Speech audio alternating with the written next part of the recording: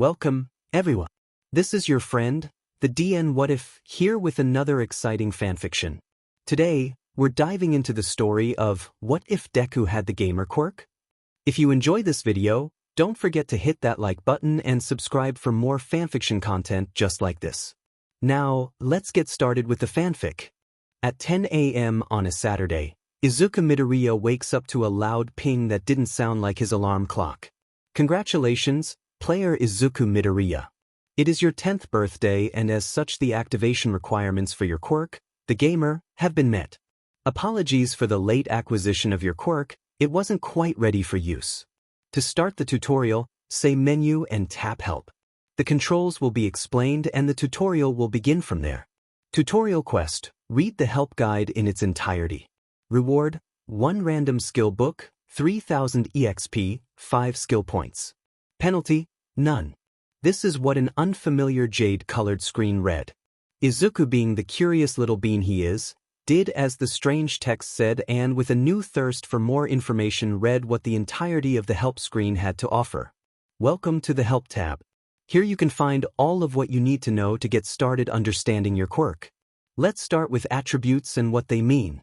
STR or strength is a measure of one's raw physical power.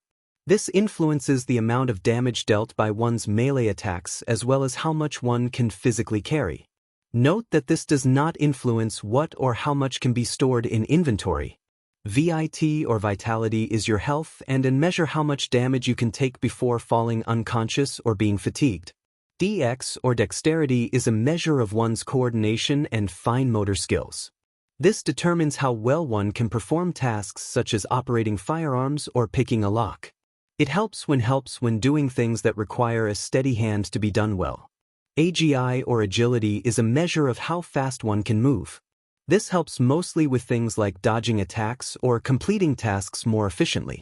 NT or intelligence is how book smart one is. Mathematics, memorization, strategic planning, ECT. These are all things that improve as one's INT rises. Things that generally use the logical left brain. Will or willpower is basically how stubborn you are. This attribute measures overall bravery of character. It helps to overcome fear as well as helps one find the courage to go on even if injured. This also influences how well one can break free from or avoid mental attacks such as brainwashing. WIS or wisdom is how street smart one is. This helps when learning magic and determining how much MP or magic points you have. It is also used to measure common sense. T or charisma is how good one is at interacting with others and or convincing them. When dealing with CHA-based skills, buffs, or debuffs, it helps strengthen the skills buffs by lengthening the time in effect. It also strengthens one's resistance to CHA-type debuffs. If you say the word status, you can see what your attributes are at the current moment. If you have a buff or debuff in place, the numbers rise and fall respectively, meaning they rise when under the effect of a buff and fall when afflicted by a debuff. Speaking of buffs and debuffs, let's discuss the latter of the two. PSN or poisoned happens when one is stricken by a venomous skill. The one you are most likely to encounter at this time is a bite from a snake, which if venomous can be treated at hospital with a ready supply of anti-venom. Never try to SCK the poison out. This debuff affects a person by continuously chipping away at a person's HP or health points until the PSN effect is removed in some way. CA or charmed can be caused by charisma-based skills. This simply affects a person in the way that those under C can't say, "oh," to the caster.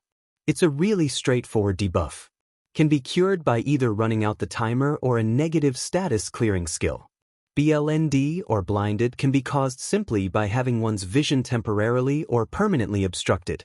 Things like smoke from a fire or a snowstorm can cause this status. Various other magic and skills can also cause this effect. Can be cured by removing the obstruction, letting the timer run out, or a negative status clearing skill. BRN or burned is caused mainly by fire, but chemical burns can also cause this effect. Depending on the degree of burn, simply running it under cold water could help, but for 2nd to 3rd degree burns, use a healing skill or go to a hospital. No status clearing skill can heal the BRN status of a 2nd to 3rd degree burn because it is too large a physical injury. Con or confused is sometimes accompanied by BLD, as logic usually dictates that when one site is suddenly taken they tend to become confused. Can be cured with either a status clearing skill or carefully explaining their confusion away. Par or paralyzed is caused by either too much electricity running through a body to the point that it paralyzes the nerves or a traumatic physical injury. Can be cured with a status clearing skill as long as it isn't the latter of the two. If it is, then use a healing skill to fix the damage or go to a hospital. BLD or bleeding is either caused by being cut or an injury is afflicted to the point that blood comes out any orifices. Let's talk about what is in the menu. Status shows things such as equips, attributes, money, level, EXP, titles, affinities, resistances, status buffs and debuffs. Inventory is a pocket dimension that has little limit in terms of space and weight.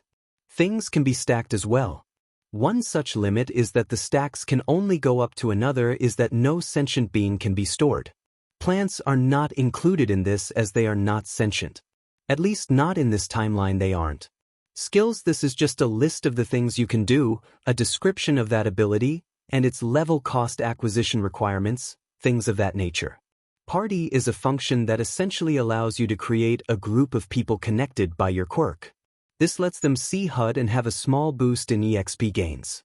Map is in the simplest terms a map of the world, show where you are, where you've been, your destination, potential quests in a vicinity of 200 meters, and shows others' locations on said map.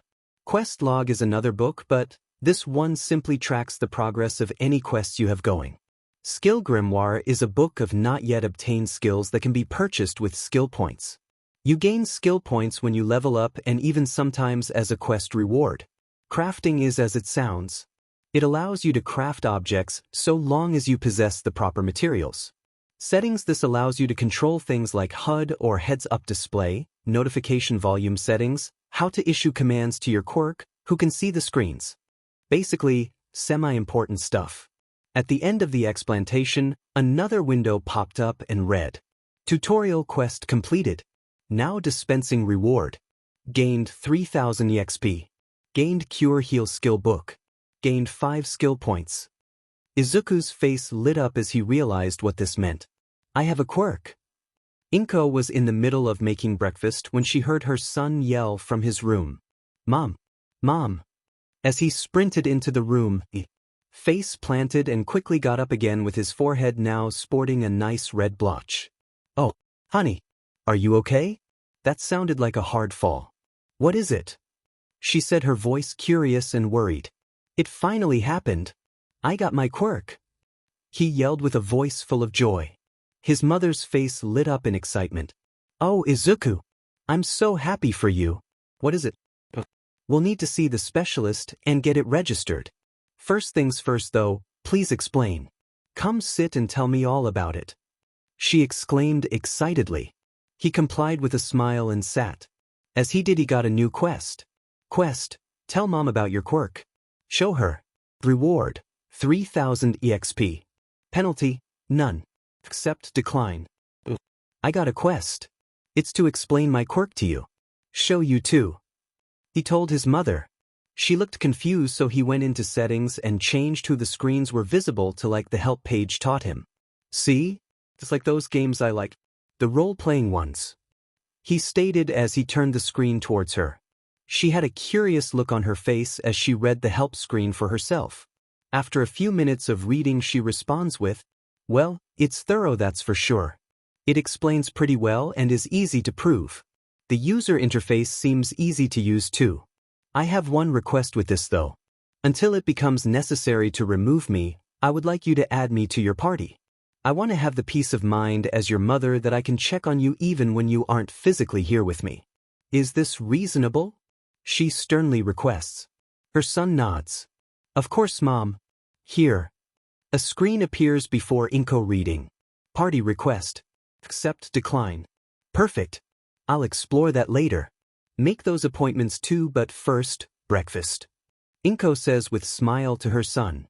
Quest complete. Gained 3000 EXP. "Hello. This is Midoriya Inko calling to make an appointment for my son Midoriya Izuku.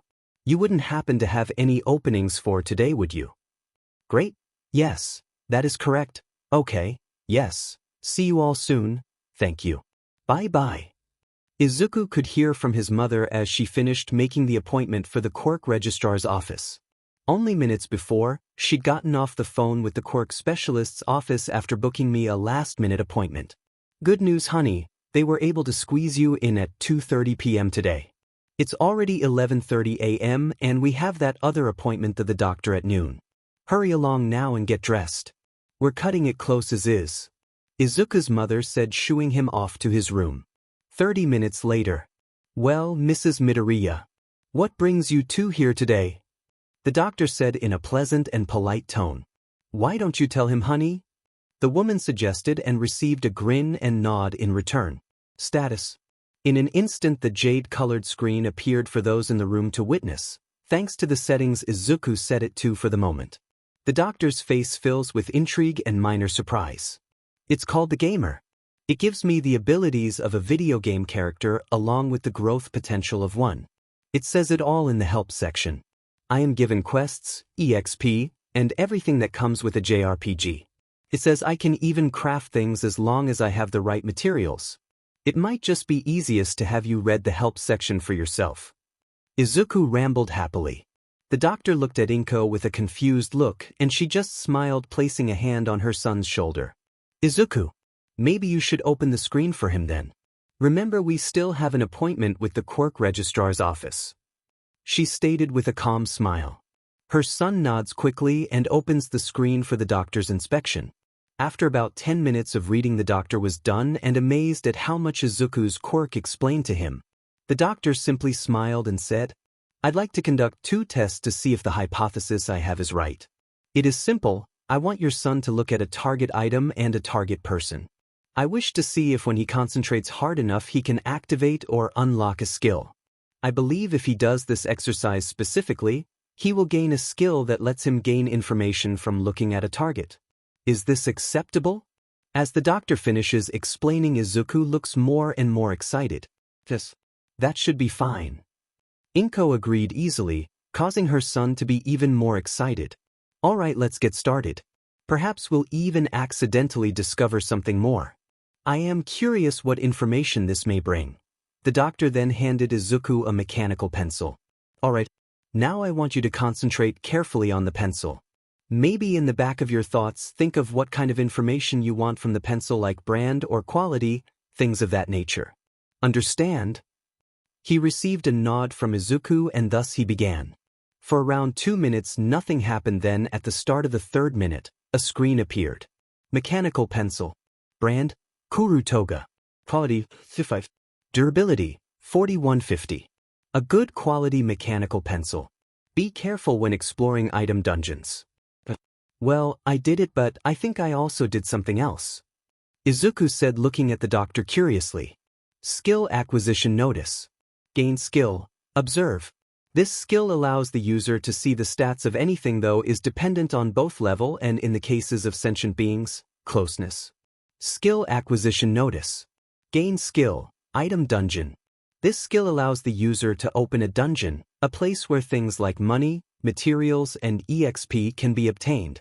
Each dungeon depends on the quality of the item. Note that sentient beings cannot be used with item dungeon.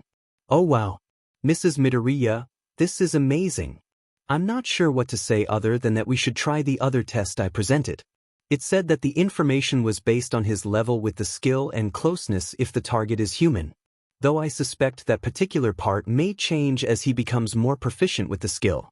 Anyway, since you are his mother and are close, would you be willing to help test this? Then he may use it on me to get the complete result.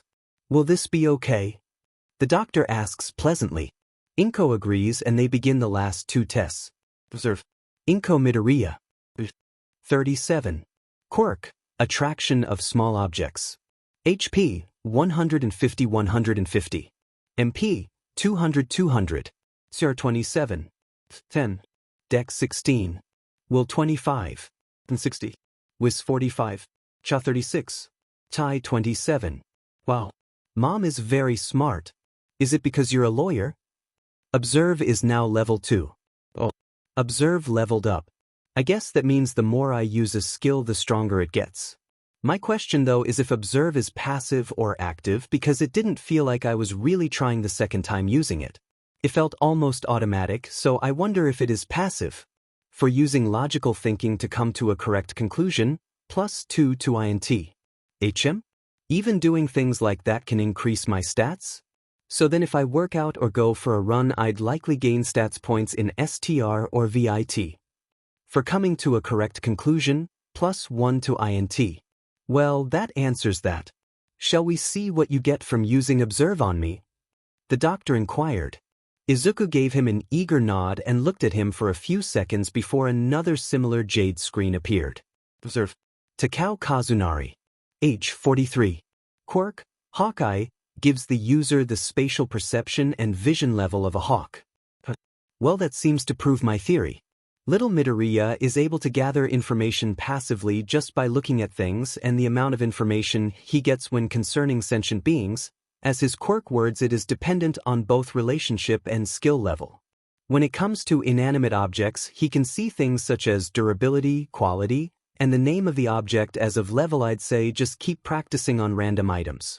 I also advise keeping the screens hidden from everyone but yourself and maybe those in your party.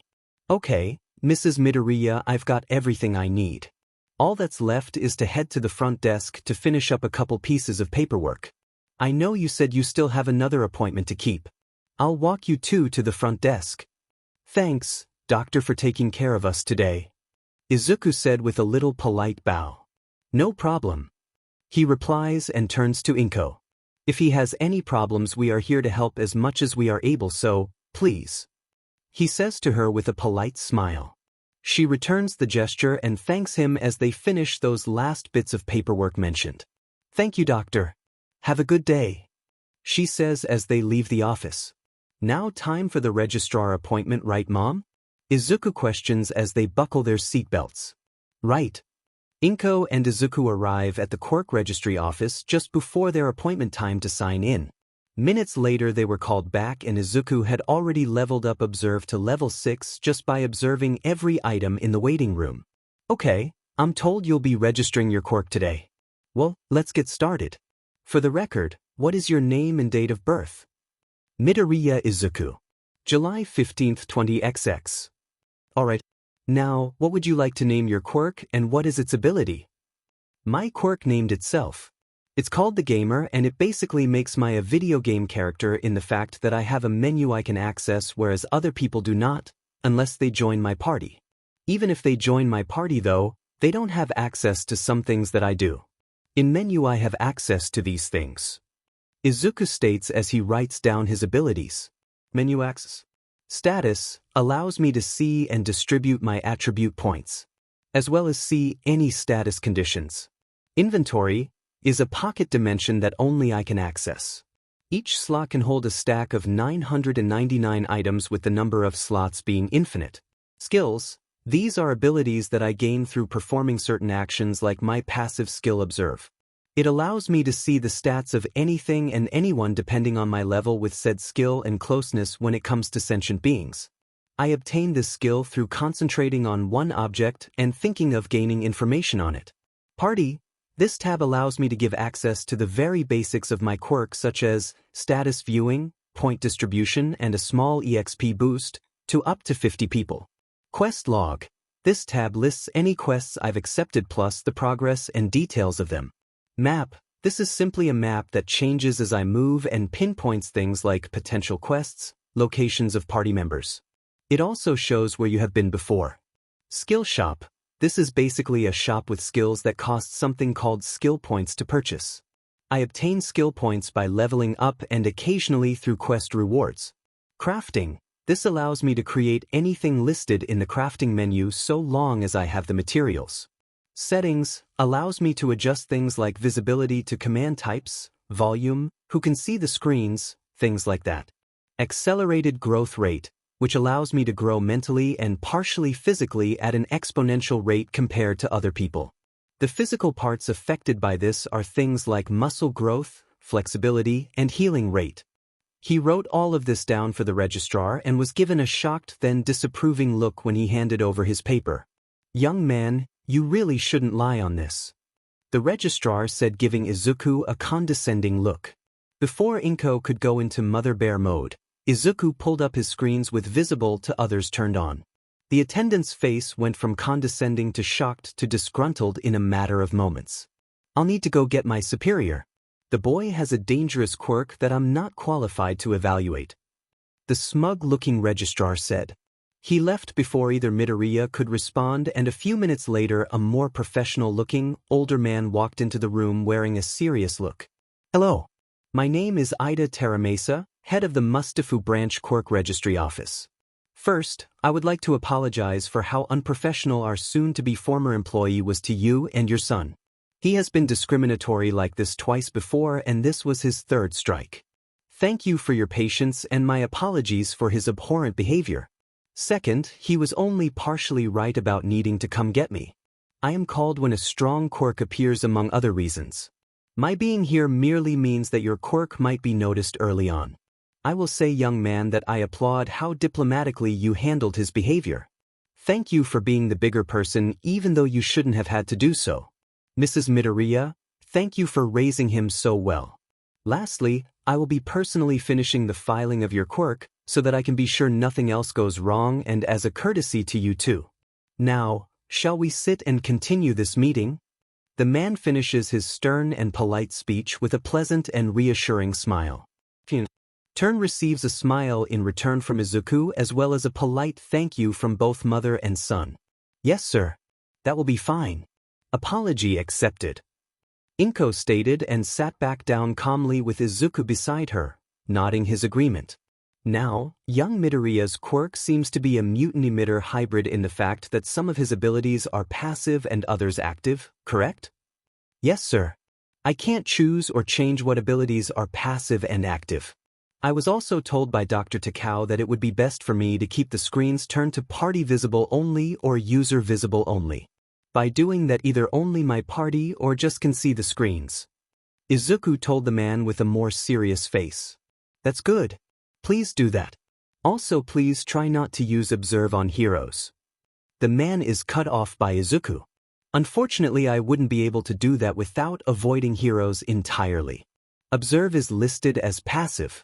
On the upside, I plan to be a hero anyway. Always have. My best friend and I promised each other we would be a hero duo together, and that hasn't changed. Sorry to interrupt, sir. The man smiled as though reassured. Then I suppose it is unavoidable. Then I'd ask something different of you. I hate to ask this of you and your mother so young, but should you see any information on corrupt heroes, I ask that you report it to the commission immediately.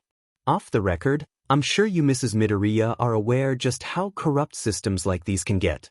If your son's quirk can tell him these things, it would be a great service to the country to let us know such information, so we can root out any problems. Now, I'm not asking him to seek out these things. No, not one bit. I am simply requesting that should he come across any information like this to report it. Will you allow him to do this? Please, Mrs. Midoriya. The older man begged earnestly. Inko stared shocked at him for a moment, then her face softened and turned to her son. What do you say, Izuku? I think this is a good step in the direction you want to take. I would allow it so long as you promise to only report it and leave the rest to professionals. No vigilante-style justice. She could already see the beaming smile on his face. Quest notice. Status. Permanent. Corrupt heroes. Passively obtain information on corrupt heroes and report it to the nearest commission branch. Reward. 100 EXP based on rank of hero, 1 skill point, if hero is in top 100, dependent on rank. Failure. Corrupt heroes continue to run free and damage society even further. Accept decline. Yes. I can definitely do that, Mom, Ida-san. I will do my best and promise to try not to purposefully seek it out. It not registered as a quest. Izuku relayed, both excited and confused. The two adults smiled, one with a motherly pride and the other in relief. Ida-san turned to Inko as he stood and bowed deeply. Thank you, ma'am, for allowing this, and thank you, young Midoriya, for accepting as well as your future service to the country. I will keep only my own superiors in the loop so we can provide assistance should he need it. I look forward to seeing your career blossom, Izuku Midoriya. With the visit done, the mother-son duo set off towards the home of the Bakugu family. While on their way to the Bakugus, Inko gets a call from Mitsuki. Hey Mitsuki. I'm on my way to yours now. Izuku and I have some amazing news. I'm driving so I can't talk right now. We'll be there in around 15 minutes. That okay? Inko tells Mitsuki quickly over the speakerphone. Yeah. I was just calling to tell you Katsuki was wanting a playdate. That's perfect. I'll let you go. Drive safe. See you when you get here. Mitsuki replied. Gotcha. Bye-bye. Inko says as she ends the call. Inko glances at Izuku through the mirror. Ready to tell everyone the news? You must be so excited to tell Katsuki. What do you plan to show him first? I'm planning on adding him to my party first. You know, so that he can see the screens and we can do quests together. I hope I can get more quests. They've been pretty fun so far. I can check the map. It shows me potential quest locations. I'll do that when we get there though so Kaken can join. Izuku then proceeded to mumble quietly the rest of the car ride there. When they arrived he was startled out of his mumble fest by the car stopping. He quickly unbuckled his seatbelt and darted out of the car toward the house. Kaken. I'm here. I brought great news too. Katsuki was outside in seconds tackling Izuku into a hug where they toppled to the floor, giggling. What's up Zu? What happened? I got my quirk. It's 6 years late but I got my quirk. Izuku announces excitedly. Katsuki's face lit up at that statement. Fucking, finally. I thought I'd have to protect your butt forever. Now we can be a hero duo together. Hey brat. Why don't you and Izuku go up to your room and talk about his new quirk? Yeah, whatever old hag. Come on Zu. Katsuki replies to his mother as he grabs Izuku's hand and drags him into the house. Meanwhile, Mitsuki, Inko and Masaru greet each other and head to the living room to talk about things and hang out. Upstairs, Katsuki shut his door and plopped down on his bed waiting for Izuku to sit down. Izuku sits down and immediately starts explaining to Katsuki the basics of his quirk as well as the party function. He then invites Katsuki to join his party. Party invitation notice. Bakugu Katsuki. Would you like to join Izuku Midoriya's party? Accept, decline. Hell yes. Acceptance confirmed. Bakugu Katsuki has been added to the party menu. Now what? Katsuki questions. Izuku thinks for a moment and remembers. Oh, I have a skill book and a bunch of unused points. Wanna help me figure out what to do with them? Izuku asks excitedly. Katsuki gets a curious glint in his eyes as his own inner nerd shows itself. He nods his agreement and they begin their little explorations of Izuku's quirk mostly. They decided to wait until another day to dedicate to Katsuki's quirk so as to have more time with it. In the end, they agreed that for now these stat changes make the most sense. Status notification. For 10 greater than 20. AGI 14 greater than 17. Dex 10 greater than 12.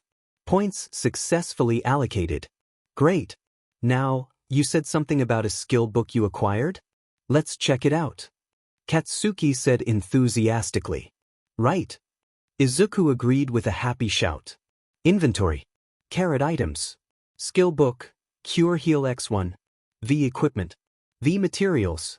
Notice. Use skill book, Cure Heal? Yes, no. Note, skill book will disappear upon use. Also note that reading the contents of a skill book may help the user better understand the skill. Kaken. It seems I can either manually read a skill book and possibly understand the skill better or automatically gain the skill but not how to really use it. I think I should read it. What do you think? He explained briefly. Katsuki gave him a nod of agreement and sat down with Izuku reading the skill book and Katsuki exploring his own screens via party menu. It was a thin booklet that didn't take long to read in its entirety. Izuku was done within 20 minutes and once he finished, he received another notice. New skill obtained. Cure Heal has been obtained. By reading the skill book manually, 1 level automatically gained for Cure Heal. Cure Heal is now level 2. Oh wow. That helped more than I thought it would. It was basically a magical energy first aid how to book. It also explained how to use mana easier. Maybe if I use mana that isn't healing but Just in general, I can unlock something similar. Izuku rambled in a neutral tone. For coming to a logical conclusion, +2 to INT. Oh yeah, I forgot that was a way to raise stats. Kaken. Izuku shouts, startling Katsuki out of his own concentration. What zoo? I almost forgot something important about raising stats. By doing certain actions like strength training or maybe gymnastics, you can raise your stats that way too. I can't believe I forgot about that. Izuku explained excitedly as Katsuki's eyes widened and a smile spread onto his face. Oh hell yeah. Katsuki. Language.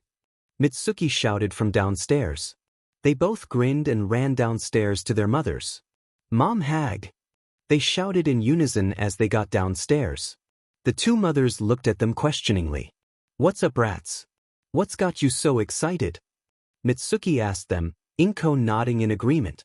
They grinned even harder and gave their best puppy eyes, saying, We would like to sign up for martial arts and gymnastics, please.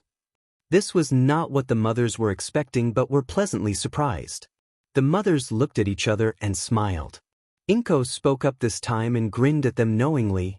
Can you promise us you'll both stick with it and give it your all? Not so much that you work yourselves sick, but just the right amount.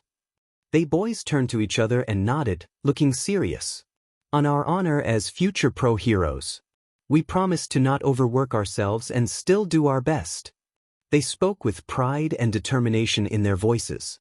Izuku then told his mom he got a new skill and wanted to test it a little. Kaken? Do you still have that huge scrape from a couple days ago? I want to see if I can heal it with my new skill. Izuku asked his friend. He received a nod of confirmation and approval to give it a shot. Izuku then sits down with Katsuki's arm held out in front of him. He takes a deep breath and pictures energy flowing through his veins and out of his hands, surrounding the arm like a cloud of gaseous light. He then imagines the veins and skin knitting back together like the book said. He opens his eyes just in time to see his skill doing its job and knitting the skin back together. He feels the drain a little bit and is hungry after, but his friend's wound is healed. MP 325-350. Minor wound successfully healed. Minor infection successfully healed. Common cold successfully healed. Cure Heal is now level note. As any skill levels up, it becomes easier and less draining to use. Oh, I had a cold and an infection? Thanks, Zoo. The hag says that infections are no joke and can be really bad if left alone. I also didn't even know I had a cold. I hate those, they make my quirk act up. Katsuki gushed and hugged Izuku, earning Katsuki a large sunshine smile that he could help his friend. Good job, Izuku. I didn't know you had that skill. Is it new? Inko exclaimed excitedly. He nodded shyly and explained that he got a skill book for his very first quest and completely forgot about it until a few minutes ago. That reminds me, I still have all of my skill points. Why don't we check that out together? I want all of your opinions on it. Should I turn on viewable to all so Auntie Mitsuki can see?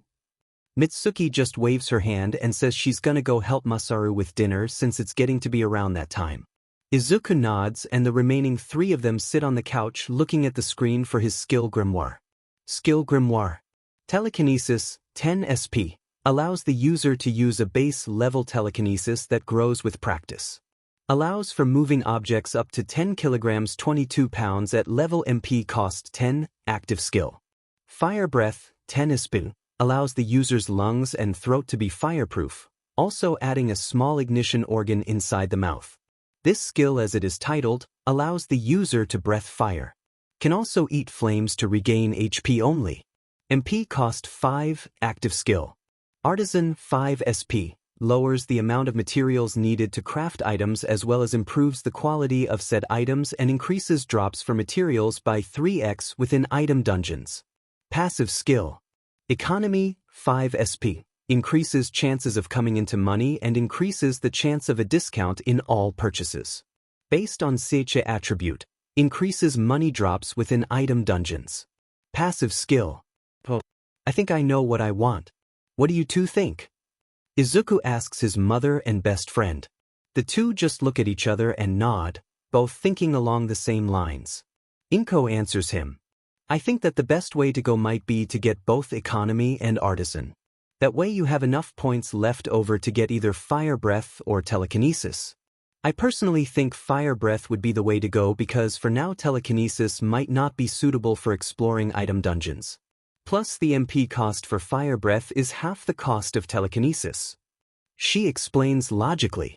Katsuki is nodding all the while, confirming he was thinking the same thing. Izuku smiles at them. I was just thinking the same. I guess that's settled then. Fire breath skill book acquired. Economy skill acquired. Artisan skill acquired. 0 skill points remaining. So active skills when bought are given through a skill book and passive skills are given automatically. Interesting. That gives me a chance to understand Dad's quirk better. I should read it now. It doesn't seem long, just like the last one. I can probably finish it before dinner. Can I, Mom? Please? He says to her with his best puppy dog eyes. She smiles at him and nods. He immediately takes the book from his inventory and starts reading carefully through it. Katsuki has just been watching this scene with a fond smirk on his face. That says, "You damn nerd." Not even half an hour later, Izuku is done with the book and getting the notification. Fire breath skill acquired. Fire breath skill is now level 2. Fire breath skill is now level 3.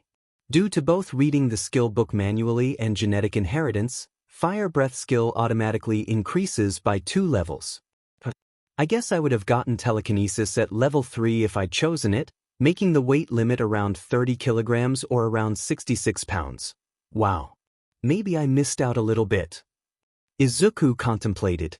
By coming to a logical conclusion, +2 to INT. Dinner is ready. It's curry tonight in celebration of Izuku getting his quirk. Mitsuki yelled from the kitchen. The three on the couch then start heading to the dining room. Itadakimasu. They all said as they dig in. Izuku and Katsuki sped through their dinner and eagerly waited for the adults to finish as well. Once the grown-ups were done with their food, the two asked their moms for permission to go to Dagoba Beach tomorrow. Why would you want to go there? All that's there is trash. Mitsuki asked, confused. Inko thought for a moment and got an idea of what they wanted and turned to the two boys. Let me guess, you two want to go there searching for things to use item dungeon on, right? She asked knowingly. She got her answer when they nodded excitedly. Next to her, Mitsuki just smiled and gave it some thought and they exchanged a look. I suppose you can go, but I'd prefer if you two were safe and prepared. Inko begins and Mitsuki continues. We want you two to wear a helmet along with elbow and knee pads. We know you two are older now, but at least the first time going into a new dungeon, wear them just in case. By the way, Masaru. She pauses and turns to her husband. I'd like you to go with them so if they need it they have an adult. Bring the first aid kit too. Mitsuki turns back to the boys. I know Izuku has his healing skill, but from what I have heard so far, it isn't infinite and we would rather not risk not bringing the first aid kit. You know, just in case. The two nod. Yes, ma'am. They responded with pouts on their faces. Masaru smiles fondly at the poorly disguised fretting his wife was doing. Inko giggles at her friend's behavior and says, Mitsuki, while I agree with you, at least let them be excited about their little trip. They are only 10 years old after all. Fine. Yeah, you're right. I should still let them be kids. Anyway, look at the time. If you two want to be up bright and early tomorrow for that trip, the Midoriyas need to go home and sleep. Mitsuki said, winking at Inko, and received a smile in return. Come, Izuku. If you want to have enough energy for tomorrow, you'll need to go to sleep early. Inko persuaded her son. He nodded and the two children hugged each other goodbye before the Midoriyas had to leave. After a short drive home, Inko and Izuku settle in for the night. Before going to bed, Izuku puts a small travel-sized first aid kit in his inventory after remembering what his Aunt Mitsuki said about his healing not being infinite. Once he is done, he lays out his clothes for tomorrow and snuggles into bed, falling asleep soon after. The next morning, 8 a.m. Sunday. Izuku. Time to wake up. You don't want to be late meeting up with Katsuki and Masaru, right? Inko shouts up the stairs. Izuku scrambled out of bed and threw on his clothes. Remember to brush your teeth and hair. His mother reminded him before he could even get to the stairs. Izuku slows down and heads to the bathroom to do just that. After he's done, he heads downstairs where his mom is waiting with the elbow and knee pads, plus the helmet as promised. Before we go, put these in your inventory for you to put on later, his mother said with a smile. Quest: learn about enchanting gear. Instructions: try to push magic into a piece of clothing or a weapon. Even a piece of jewelry. Reward: starter gear set. 5 iron ingots. 5 leather. Penalty: you have to figure out how to do it yourself. Accept decline? Accept. Izuku thought to his quirk. I know, Mom. I should get going before I'm late. Izuku replied. His mom frowned. If you're going to be in such a hurry that you don't sit down for breakfast, at least take these. His mother said as she handed him 3 medium-sized energy bars and about 5 bottles of cold water. He looked at them. Fat Gum brand energy bar. Recovers 200 HP. Recovers 300 MP. Adds nature resistance 1. Adds poison resistance 1. Limit +5 to resistances. Effects last 15 minutes for resistances. Stacks up to 1 hour 15 minutes. Effects are stackable. Resistances are temporary unless both are used within time limit. Bottled water. Adds water resistance 1. Adds fire resistance 1. Restores 100 HP. Restores 100 MP. Effects last 10 minutes for each bottle. Effects are stackable up to plus stacks up to 50 M. Hey Mom, this is so cool. Look. He shows his mom the screens and she is pleasantly surprised. Oh, well, isn't that wonderful? I still want you to eat one of them before you go into any dungeon though. We don't want you to go in hungry and parched, right? She said and received a nod in return. Izuku puts his snacks in his inventory for later. That energy bar is pretty overpowered. I wonder what other foods would do. Maybe spicy food would give fire resistance or poison resistance. Maybe even both. Izuku rambles in his head. For using logic and coming to the correct conclusions. +3 and yes. More points added to intelligence. He celebrated. Kaken is going to have max level poison and fire resist with how much spicy food he eats. Izuku thought offhandedly. He then heads out after giving his mom a kiss goodbye. 15-minute walk later, Dagoba Beach. Kaken. Uncle. I got a new quest. Izuku yelled as he ran towards them. Once he was in front of them, the father and son greeted him. Morning, Zu. What's the quest? Katsuki asked. I need to learn about enchanting things. It says to push magic into some clothes, weapons, or jewelry. I think before we start looking for stuff to use item dungeon on, I can try to enchant the padding our moms asked us to wear. What do you think? Izuku rambles excitedly. Katsuki nods just as excited and pulls the protective gear from his backpack. Masaru is watching this whole scene with a smile and an eye on them. I'll start with yours. Kaken? Gotcha, Zu. Good luck.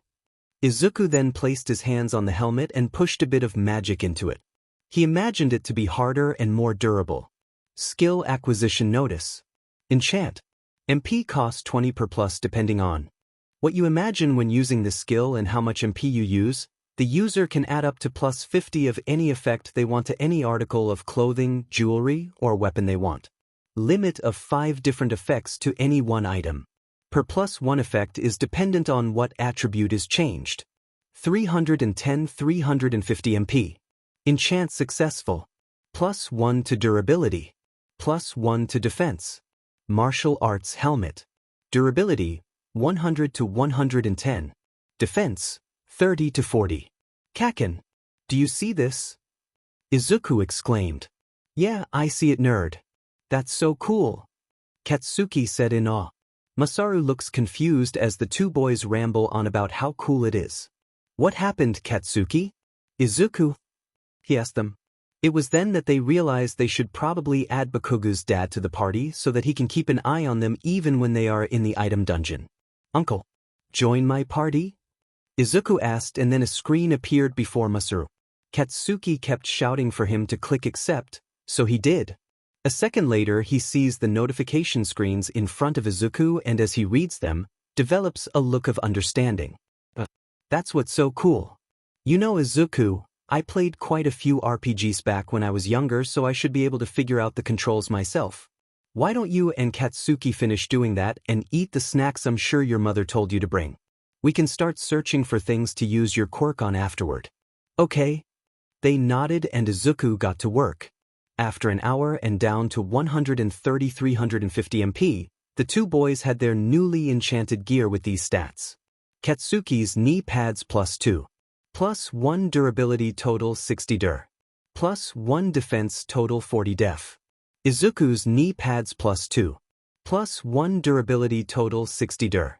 +1 defense total 40 def. Katsuki's elbow pads +2. +1 durability total 60 dur. +1 defense total 40 def. Izuku's elbow pads +2. +1 durability total 60 dur. +1 defense total 40 def. Izuku's helmet +2. +1 durability total 110 dur. +1 defense total 40 def. Alright Izuku, I can see your MP is low, so why don't you eat some of the snacks you brought and the three of us can start searching the piles. Okay, Masaru suggested. Izuku nods and eats one of the energy bars. +300 MP. +200 HP. Excess MP HP shall be stored in a secondary MP HP bar labeled AMP AHP. Once depleted MP HP consumption shall use the main bar and the secondary bar will disappear. 350 MP. 80 amp. 400 HP. 200 AHP. Oh. Well, I guess that solves that problem. Izuku mumbles. Solves what problem? Katsuki asked, confused. The problem of what happens to the excess MP or HP from recovery items. See? I have 350 MP and 400 HP total, but the energy bar restores 300 MP and 200 HP, so the excess got put into a temporary bar that once I use it it's gone for good and then it starts using my main bars of either MP or HP. Izuku explained. Masaru nodded as Izuku spoke and Katsuki seemed to get it after that. I didn't think about that. That would have been a waste if it didn't do that, huh? Katsuki said. Izuku and Masaru nod in agreement. Alrighty then. Let's start searching now that everyone is ready and remember to wear your gloves. There's a lot of scrap metal and broken glass here. Masaru announces. With that they set off to find trinkets that they can use Izuku's skill on. Status screen. Name, Midoriya Izuku. XP, 0-1000. Title, The Gamer. HP, 400. MP, 350. Attributes, Sir 20. Vit 15. Dex 12. 12. Int 29. Wis 15. Cha 13. GI 17. Attribute points, 0. Money 2000 yen. Skill points 0. Skills. Gamer's Mind Max. This skill gives the user immunity to common status ailments such as charm, anger, fear, sadness. Gamer's Body Max. This skill makes the body of the user that of a video game character and exponentially increases the growth rate of the user. Observe 620. This skill allows the user to see the stats of anything though is dependent on level and in the case of sentient being, closeness. At current level, without any acquaintanceship, the following can be seen on any given being. Name, title, level, quirk, last uses. Item Dungeon 110. This skill allows the user to open a dungeon, a place where money, materials, and EXP and be obtained. Each dungeon is dependent on the quality of the item. Note that sentient beings cannot be used with item dungeon. MP cost Cure Heal 310. This skill allows the user to heal minor and moderate wounds at the current level of MP cost Fire Breath 320. This allows the user's lungs and throat to be fireproof, also adding a small ignition organ within the mouth. This allows the user to breath fire as well as eat it to regain HP. MP cost 5 per minute. Artisan 110 lowers amount of materials needed to craft items as well as raises the quality of said crafted items. This skill also increases materials drops within item dungeons by 3x. Economy 110 increases the chances of randomly receiving a discount when shopping based on the CHA attribute. Currently at 13%. Increased money drops within item dungeons. Enchant 425. Depending on what you imagine when using this skill and how much MP you use, the user can add up to plus 50 of any effect they want to any article of clothing, jewelry, or weapon they want. Limit of 5 different effects to any one item. Per plus 1 effect is dependent on what attribute is changed. MP cost 20 per plus quest. Learn about enchanting gear complete. Now dispensing reward. Obtained starter gear gift pack. Obtained 5 iron ingots. Obtained 5 leather. The 3 individuals began searching through the piles upon piles of trash, and after about half an hour all of them had found at least one object to contribute. Katsuki brings back an old wiffle ball bat, Masaru found a tangled ball of wool, and Izuku found a dirty pre-Quirk era comic book. To decide what item to use first, they played rock paper scissors and in the round went to Masaru, so first up was the ball of tangled wool. Alright then. Izuku. Katsuki. Are you both ready? Masaru asked the boys. You bet. Hell yeah. They replied. I'll be going in with you the first time just in case. I brought a bat since my quirk isn't easy to use. He told the 2 kids. They nodded and made their last preparations for the dungeon crawl. Masaru had a durable backpack to carry the other first aid kit and a variety of snacks and other supplies. Okay. Everyone ready? Izuku asked excitedly. When he got 2 nods in response, he put the other 2 items in his inventory. Katsuki and Masaru held each other's hand as Izuku held Katsuki's free hand and had the tangled wool in the other hand. Item dungeon. In seconds the 3 of them were transported to what looked like a forest. Made of wool. The 3 took in their surroundings for a few moments before speaking. What the F dash? Was the only thing that left Katsuki's mouth. Masaru couldn't even blame him at that moment. Izuku was just awestruck. It was a little different than he thought it might be, but he wasn't complaining. Izuku turned to his other 2 party members. Well, let's go explore, he exclaimed as he looked at the other 2 with excited eyes. The father and son smiled and smirked respectively at Izuku's almost palpable energy. Sure, but remember to be on guard, Masaru reminded firmly. The 2 nodded and the 3 started down the rough path in front of them. In moments they were met with the sight of a large beehive, but made of wool just like the rest of the forest. The bees too were made of wool and oddly cute. They're cute. So round and squishy looking. I want to keep one. Izuku nearly screamed but hushed his tone at the last second. Observation notice. Woolly bee, this monster is just like any other bee for the most part. They are about the size of an adult human fist and don't sting. They are made of crocheted wool and filled with stuffing. They can use small amounts of wind magic to defend themselves and the hive. They are weak to extreme temperature changes. These creatures drop honey and wool. They are AC rank monsters, so they are lowest rank. They are cuddly and friendly though, so they make great pets.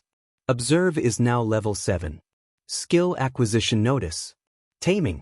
This skill allows the user to communicate with and contract monsters into being the user's allies. Tamed monsters do not take up party slots. When asleep, injured, or simply not in use, the tamed monster is stored in a card that can then be summoned for as long as the user is alive. User does not need to be conscious to keep a monster out after it is summoned. Summon monster can summon itself if its user is in danger of serious injury or death.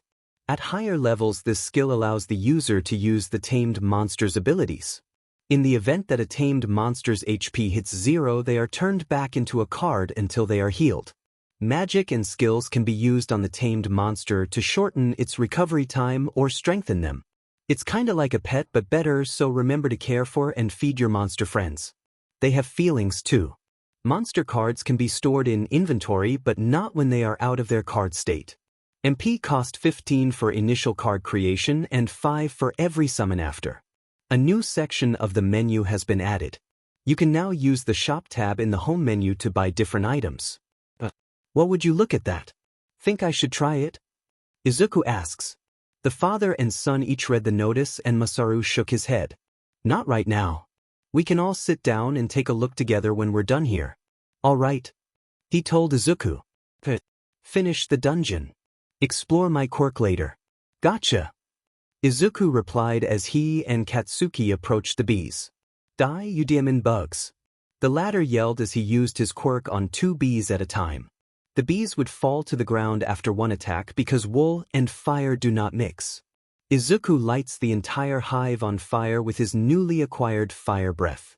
As the children busied themselves, Masaru noticed the decently sized bundles of wool and bottles of honey on the ground unharmed by the fire, in place of the bee corpses. They weren't disappearing, so he waited until the boys were done with the rest of the hive to tell them. Boys, look around. I think the bees' item drop is wool and honey. Kinda strange with honey since they were made of wool, but I'm not complaining. Izuku, why don't you check the hive? The queen might have dropped something different. Masaru explained. Izuku took his suggestion and checked the remains of the hive. 350 MP. 60-80 amp. Jackpot! A treasure chest. Let's open it. He exclaimed as he and Katsuki lifted the heavy lid together. Inside they found 10,000 yen and they got excited. They called to Masaru, who was gathering the wool and honey with glee, as a new screen appeared before all of them. Section cleared. Reward, 300 EXP. 11,000 yen. 15 wool bundles. 30 bottles of honey. Observation notice. Woolly bee honey. Adds light resist 2. Adds wind resist 2. Recovers 100 HP. Recovers 100 MP. Wool, material used in crafting. Effect, +1 to item dungeon drops. Observe is now level 8. Dad, Uncle, you gotta see this. He made his way towards them with his arms full of wool and bottles of honey. Izuku immediately took them from him to carry in his inventory. When he did that, the rest of the drops that Masaru couldn't gather disappeared into his inventory. Masaru looked at the chest and screens, but he didn't expect real money to be dropped. Now that he looked around, though, he could see shiny things glinting all around the forest floor.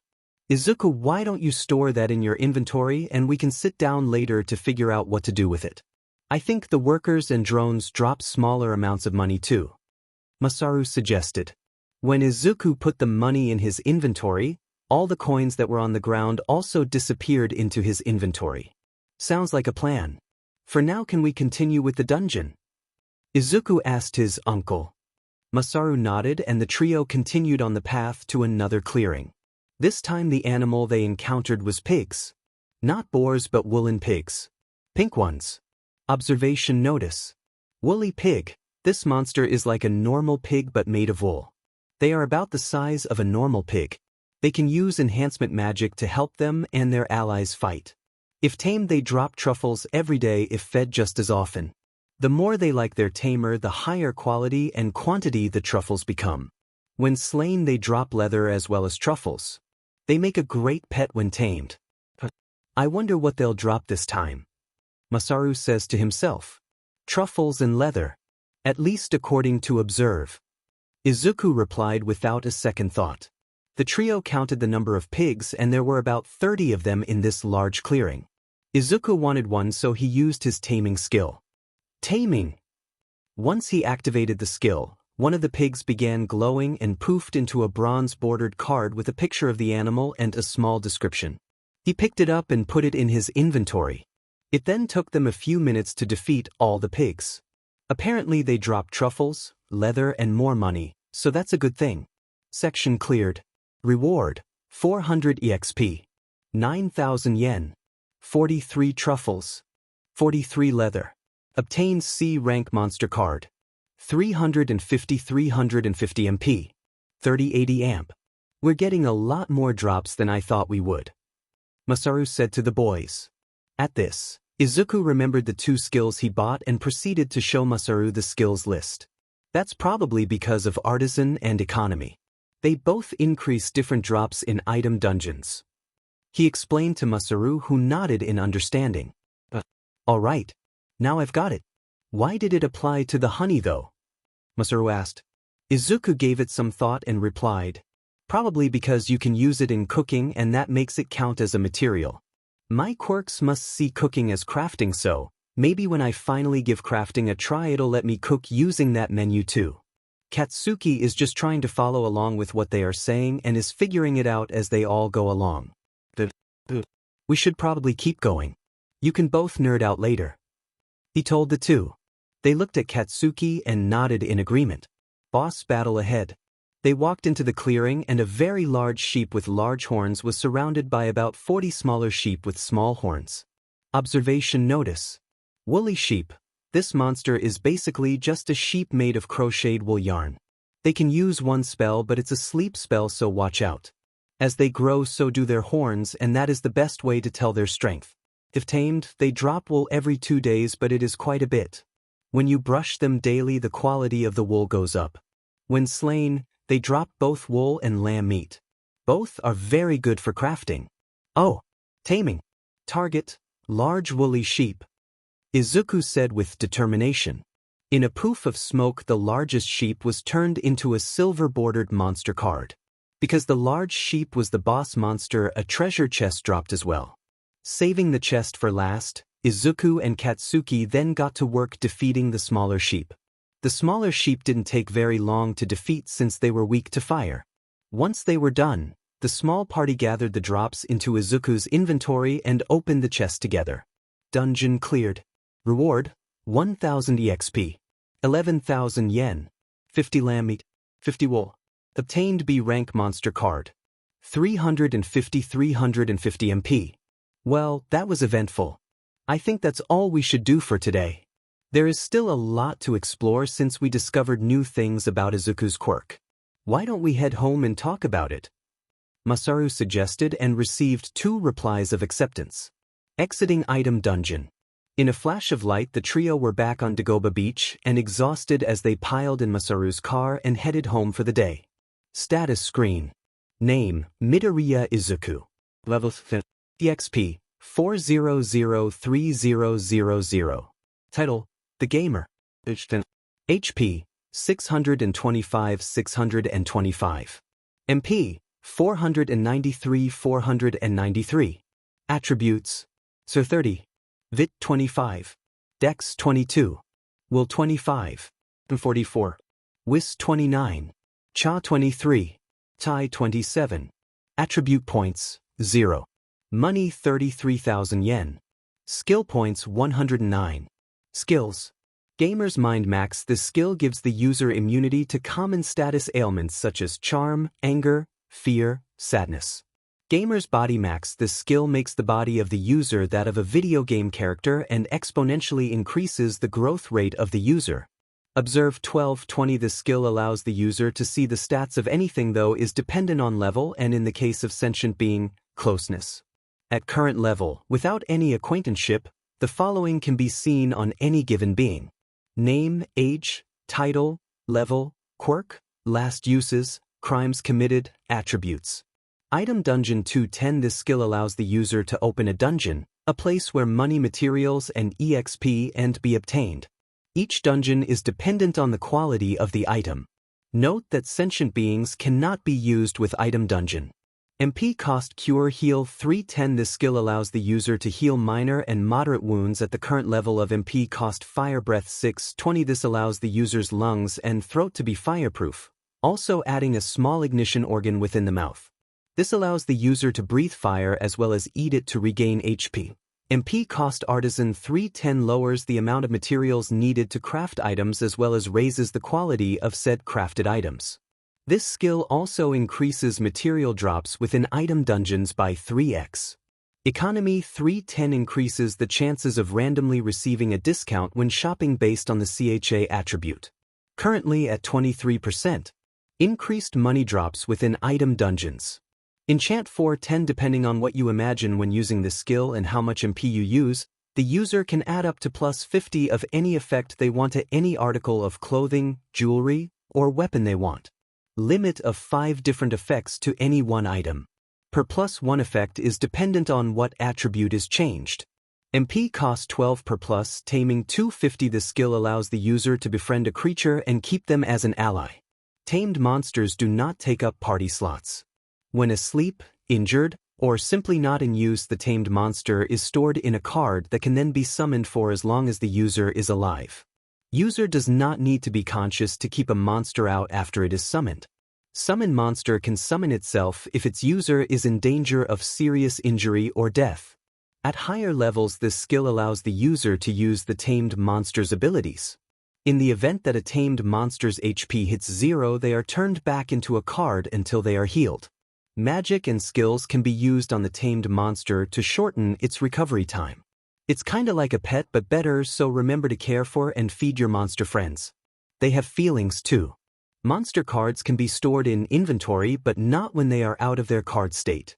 MP cost 15 for initial card creation and 5 for every summon after. Content warning for the mention of RPE, child abuse and neglect plus many more crimes. Level up notice. You are now level 5. You have reached your first milestone. From now on, every time you hit the 5th level increment you gain plus 5 points to all attributes as well as skill points the same amount as your level. For example, when you reach level 10 you gain plus 5 to all attributes and 10 skill points. Level 15 you get another plus 5 to your attributes and 15 skill points. Taming is now level 2. Fire Breathe is now level 4. Fire Breathe is now level 5. Fire Breathe is now level 6. Economy is now level 2. Economy is now level 3. Artisan is now level 2. Artisan is now level 3. Item Dungeon is now level 2. As Masaru drove back to the house, he kept hearing Izuku's notifications go off and smiled at the surprise the boy would wake up to. There must have been a bit of a lag in the dungeon for the notifications. He mumbled to himself as he entered the neighborhood. Minutes later the trio was back at the Bakugus and heading in the house. Welcome home. How was your adventure? Inko said as they entered the home. The trio looked at each other and Izuku said, We'll tell you about it, but let's sit down for that. It's been a long few hours. The four of them headed for the living room as Mitsuki brought out drinks and snacks. When the last person sat down, Izuku began. Where do I start? He paused for a minute and thought. Well, I guess I'll go in order. I learned how to enchant things, so I enchanted the gear you gave us. Then we went into the item dungeon for the first time and I got a new skill. It's called Taming and it allows me to befriend and keep monsters. I even have a couple of them. See? Izuku said as he pulled the 2 cards from his inventory. He handed them to his mother for her to look at. She looked at them and smiled. Wow, honey. That's pretty cool. Tell me more. She said as she handed her son back the cards. He had the biggest smile on his face and proceeded to tell her about the adventure the 3 of them had. He told her about the item drops, the cute monsters they saw, the new skills he obtained, the levels he gained on the skills he already had, the perks he gets when he hits a milestone level, and even the small discovery of the excess MP HP bars. Before he was done with his story, Izuku yawned. I think it's time for lunch and then a nap. We can have Masaru tell us the rest. Inko said as she watched her son be barely able to stay awake. Mitsuki and Masaru watched as Katsuki was getting sleepy too. They really exhausted themselves in that dungeon. It must be just now hitting them. Mitsuki said. Everyone went over to the kitchen where the food was and ate, then the 2 boys exhaustedly hobbled off to Katsuki's room to nap. In the meantime, Masaru finished telling the 2 mothers of the trio's adventures, making sure not to exclude any detail. The 3 parents discussed what to do with the dungeon rewards and ultimately agreed to let the children decide amongst themselves what to do after they've woken up from their nap. After a couple hours of the adults sitting in the living room and chatting, the young duo were up and rested from their power nap. Inko called over Izuku as the 2 boys came back downstairs. Sweetie, you and Katsuki collected a lot of money today. Why don't you 2 talk about what to do with it? Okay, she suggested and the 2 boys' faces lit up. Okay, but Kakin and I already kinda talked and decided what to do with it. We just need you guys' help with actually writing it out. With that information, Masaru and Inko sat down with the boys and began the 3-hour-long process of teaching the 2 10-year-olds budgeting. Mitsuki had said she wasn't gonna be much help in the math department and opted out of helping. The kids soaked up the information though and, with the help of the 2 adults, finished with the list spreadsheet. Now the 2 each had a plan for their earnings as well as decided how to split the money. 50-50 down the middle unless the amount couldn't be split perfectly even, then Izuku got the slightly larger half considering it came from his own quirk. They each had a plan for how they wanted to spend the money they earned and decided to save the rest for a rainy day. +5 to INT for calculating for an extended length of time. +4 to WIS for budgeting your money. The day had since turned to evening and the kids had school tomorrow, so the Midoriyas decided to head home for the night. Once home, they settled into their evening routines and headed to bed a few hours later. The next morning breakfast was eaten. The two got ready for the day and each headed off to their destinations. Once Izuku arrived at school, he headed to the classroom where everyone ignored him as usual and he just discreetly watched his classmates as they walked in the classroom. By doing this, his observe skill slowly increased to 12 once the last of the students walked in. He also saw once his skill hit level 10, that a few of his classmates were either already petty criminals or on their way to something more serious. Izuku decided to talk to his mom after school about what to do about it, if anything at all. Observe has leveled up to 9. Observe has leveled up to 10 and now shows criminal history not based on police record and attributes. Observe has leveled up to 11. Observe has leveled up to 12. Class started about 20 minutes later and almost immediately the teacher announced without Izuku's permission that he got his quirk over the weekend. Immediately Izuku was swarmed with invasive questions and fake smiles. The teacher was oblivious and only made the situation worse by asking Izuku to explain his quirk. Izuku had to put his foot down as he stood up and said politely but confidently his answer. +3 to will for not giving in to peer pressure. I don't want to share that information with people who bullied me and I'd appreciate it if you didn't share my personal information without my permission again. Please and thank you. The teacher looked annoyed but didn't push the issue. Izuku then sat back down and school began and ended in a flash. By 4:30 p.m. Izuku was on his usual route home when he spotted Pro Hero Endeavor patrolling the city. At that moment Observe kicked in and Izuku was horrified by what he saw. Observe notice. Name, Todoroki Enji. Title, Pro Hero Endeavor. Level, 47. Quirk, Hellflame. Last uses. Hero work, training, abuse, training. Attributes, so 60. Vit 75. Dex 52. Will 50. 40. Was 38. Cha 20. DI 45. Crimes. Murder greater than 160 people, RP x 3, wife. Abuse x 5 people, wife, eldest son, middle son, daughter, youngest son. Neglect x 5 people, wife, eldest son, middle son, daughter, youngest son. Greater than 200 instances, arson greater than 120 instances, blackmail greater than 300 instances. What the hell? This must be what that supervisor at the Quirk registry office meant. I should definitely report this now instead of later. What at those poor people? How does something like this happen? I'll shoot mom a text so she doesn't worry. Izuku starts heading another way towards the nearest commission building after searching for an address on the internet. 20 minutes later, he is walking through the door towards the reception desk. Excuse me, ma'am. Who would I talk to about reporting a hero's crimes? Izuku said with a bit of worry in his. She looked shocked but gave him a paper with the information he needed on it. Coincidentally, a certain detective was just finishing some business there and overheard the question. Excuse me. I'm sorry, but I overheard your question and couldn't help but ask if you may need help finding your destination? I'm Detective Tsukachi Naomesa with Mustafu PD. The detective introduced himself and Izuku's nervousness faded slightly. He nodded and the two walked towards the elevator. Soon they were at the complaints department and after explaining again they were in a meeting with a representative. New observe notice. Data of Tsukachi Naomesa obtained. See the recently added archive section of the menu for access to previous files. Hello you two. My name is Kasai Tatsuru. What business do you have with us today? The representative asks. Well, Kasai-san, first I have to explain something so everyone has the full picture and I ask that both of you let me finish before passing judgment. Izuku states. The two men nod in acceptance before Izuku continues. Thank you for your patience. To start with, I'm Izuku Midoriya and I got my quirk just 2 days ago. We always knew I had one because I was shown to be metagene positive, but that didn't seem to matter much. Anyway, when I did get it, my mom made 2 appointments. The Quirk doctor and the registry office. When we went to register my Quirk branch head, Ida-san was called in. When I explained what I knew my Quirk did, he asked both my mother and I to please report any heroes I saw that my Quirk told me were secretly criminals. This also created a permanent quest to report corrupt heroes. He asked us to do this because a part of my Quirk is a passive skill called Observe.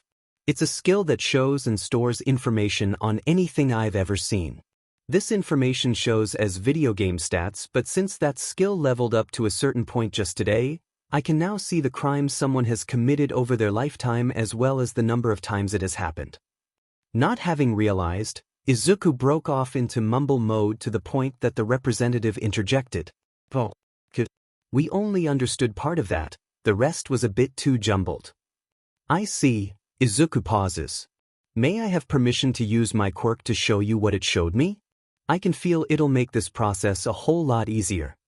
Izuku finished as the adults looked at each other with Tsukachi giving the other a nod of approval. The other man then gives Izuku a nod. Izuku then switches the POV setting and shows them the data on Endeavor. It's not pretty and it's a lot. It's also surprising considering who it is and the influence he holds. Izuku says as he shows the screen to the two men. Observe notice. Name, Todoroki Enji. Title, Pro Hero Endeavor. Level, 47. Quirk, Hellflame. Last uses. Hero work, training, abuse, training. Attributes, so 60. Vit 75. Dex 52. Well 50. 40. Wis 38. Cha 20. Yi 45. Crimes. Murder greater than 160 people, RP x 3, wife. Abuse x 5 people, wife, eldest son, middle son, daughter, youngest son. Neglect x 5 people, wife, eldest son, middle son, daughter, youngest son. Greater than 200 instances, arson greater than 120 instances, blackmail greater than 300 instances. My Quirk doesn't lie. I'm sorry, Izuku said quietly as the two adults looked at the screen in shock. Once they were done reading, they looked at each other again and sighed because Tsukachi's Quirk already confirmed his statements to be true. What happens now? I did as I was asked. Are you going to turn in your report? I was told the higher-ups would be made aware of me and the task I was given. Kasai-san sighed and turned to Izuku. Yeah, I am. It's my job after all to report things of this nature. I'm sorry you were exposed to this kind of thing at your age though. Thank you for being brave and bringing this to our attention. He smiled. He won't get away with what he's done. The Hero Commission takes these kinds of things very seriously, he said as he took pictures of the data and typed up his report. Kasai-san sent off the email to the right people before turning back to Izuku and saying, "It's done. The investigation should start as soon as the right people are made aware and sign off on it. Try not to let this stress you out, Midoriya-kun. I'm sure the police and the commission will catch him." At this moment, Izuku got a new Quirk notification. Quest notice. Status. Permanent. Corrupt heroes. Passively obtain information on corrupt heroes and report it to the nearest commission branch. Reward. 100 EXP based on rank of hero, 1 skill point, if hero is in top 100, dependent on rank. Failure. Corrupt heroes continue to run free and damage society even further. Quest rewards dispensing. Plus 9,900 EXP. Plus 99 skill points. Level up, level up, level up. Congratulations! You have reached level 10. A milestone level. Plus 5 to all attributes. Plus 10 skill points. Well then, that happened. Izuku muttered in shock as he stared at his screen. Since the viewing settings were still switched, Tsukachi-san and Kasai-san both heard and saw the reward notice. They were surprised to say the least. Well, that sounds like a good thing. What happened? Tsukachi asked. Izuku beamed at him and said, I leveled up to that quest I told you about earlier. Dispense the reward since the quest itself is to just report the corrupt hero in question instead of catching and defeating them. Once Kasai-san sent the email, I got the notification for my rewards. I got 9,900 EXP and 99 skill points because of how highly ranked Endeavor is. Plus when I became level 10, I received the usual bonus for a milestone level. See? He showed the two adults and they both congratulated him with a smile. I should be getting home soon if that's all. I sent my mom a text earlier saying I would be late and where I was, but I don't want to worry her too much. You know, Izuku told the two men. They nodded and sent him on his way with Tsukachi escorting him home since he was still a child after all. After a long walk home, Izuku, and Tsukachi said their goodbyes at the door. Izuku exhaustedly ate a bit of food and readied himself for bed before collapsing onto his pillow, fast asleep. Status screen. Name, Midoriya Izuku. Level EXP, 4003000. Title, The Gamer. HP, 625. MP, 493. Attributes. Sir 30. Vit 25. Dex 22. Will 25. 44. Wis 29. Cha 23.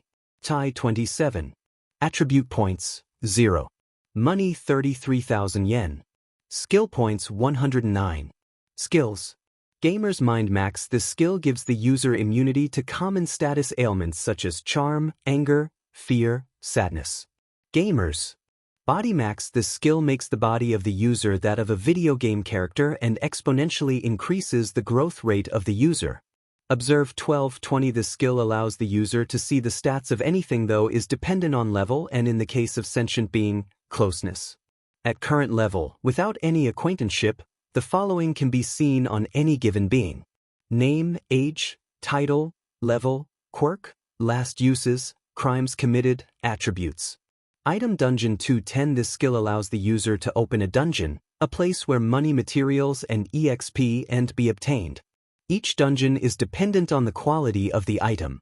Note that sentient beings cannot be used with Item Dungeon. MP Cost Cure Heal 310. This skill allows the user to heal minor and moderate wounds at the current level of MP Cost Fire Breath 620. This allows the user's lungs and throat to be fireproof, also adding a small ignition organ within the mouth. This allows the user to breathe fire as well as eat it to regain HP. MP Cost Artisan 310 lowers the amount of materials needed to craft items as well as raises the quality of said crafted items. This skill also increases material drops within item dungeons by 3x. Economy 310 increases the chances of randomly receiving a discount when shopping based on the CHA attribute. Currently at 23%. Increased money drops within item dungeons. Enchant 410. Depending on what you imagine when using this skill and how much MP you use, the user can add up to plus 50 of any effect they want to any article of clothing, jewelry, or weapon they want. Limit of 5 different effects to any one item. Per plus 1 effect is dependent on what attribute is changed. MP cost 12 per plus, taming 250. This skill allows the user to befriend a creature and keep them as an ally. Tamed monsters do not take up party slots. When asleep, injured, or simply not in use, the tamed monster is stored in a card that can then be summoned for as long as the user is alive.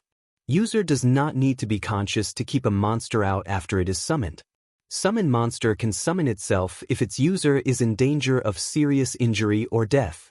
At higher levels, this skill allows the user to use the tamed monster's abilities. In the event that a tamed monster's HP hits 0, they are turned back into a card until they are healed. Magic and skills can be used on the tamed monster to shorten its recovery time. It's kinda like a pet but better, so remember to care for and feed your monster friends. They have feelings too. Monster cards can be stored in inventory but not when they are out of their card state. MP cost 15 for initial card creation and 5 for every summon after. Izuku's POV.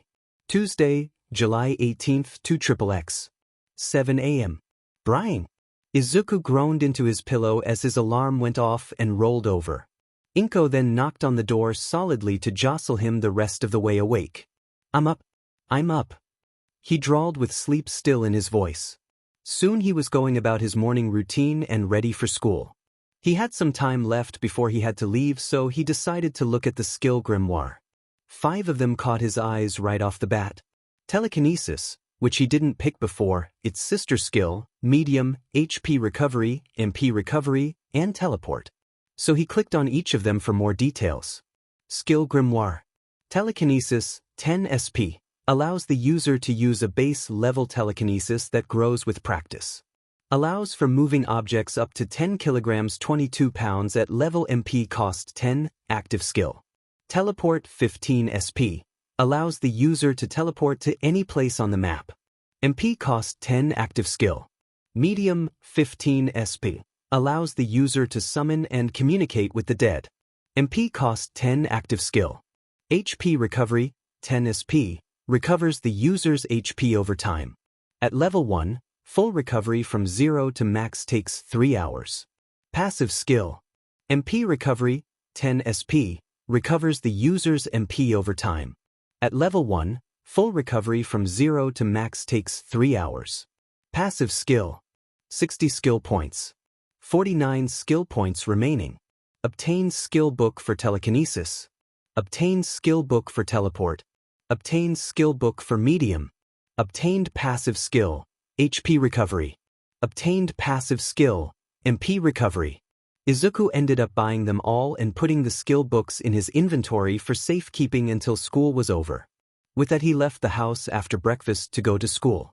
As usual, school passed by drearily, but with the added bonus of more attribute points going to INT, Will, and AGI as a part of his normal study habits.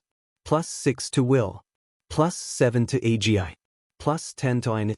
While walking back home with Katsuki, Izuku was excitedly telling him about the new skills he got this morning. Soon they were going their separate ways towards their homes. Once Izuku got home, he greeted his mom before grabbing a snack and heading to his room to dive into the 2 skill books. He started on the telekinesis book first, and it took him about an hour to read it cover to cover. Obtained telekinesis. By genetic inheritance and manually reading the skill book, this skill has 2 levels added to it. Telekinesis leveled up to telekinesis leveled up to the teleport book took about 20 minutes less than the last one. Obtained teleport. By manually reading the skill book, the skill has 1 level added to it. Teleport leveled up to medium took the longest to read at a total of 2 hours. Obtained medium. By manually reading the book and genetic inheritance, this skill has 2 levels added to it. Medium leveled up to 2. Medium leveled up to 3. Where did the genetic inheritance come from? He mumbled to himself and thought a moment. Oh, right. Oba-san on mom's side had that quirk. He remembered and paled as he also remembered to do his homework. He groaned and got to work. Tsukachi's POV. Tuesday, July 18th, 2XXX. In the early morning of 4 a.m., Tsukachi was woken up by a phone call. He checked his phone with a groan and saw the name of his chief on the screen. Kenji Tsuragami. Incoming call. With a sigh, he answers the call. Hello, sir. Good morning. What can I do for you? Tsukachi says with a yawn. Detective. I need you at the Mustafu Commission branch, ASAP. I'm sure you remember the report you helped a young child file yesterday. Well, that is the reason for the meeting. We were called in to discuss the matter more in depth because of the severity of the accusations and who they were aimed at. Confirmation is needed. Be there as soon as you can. Conference room 1. The chief says. I'll be there, sir. See you soon. Tsukachi says before hanging up and getting ready for a long day.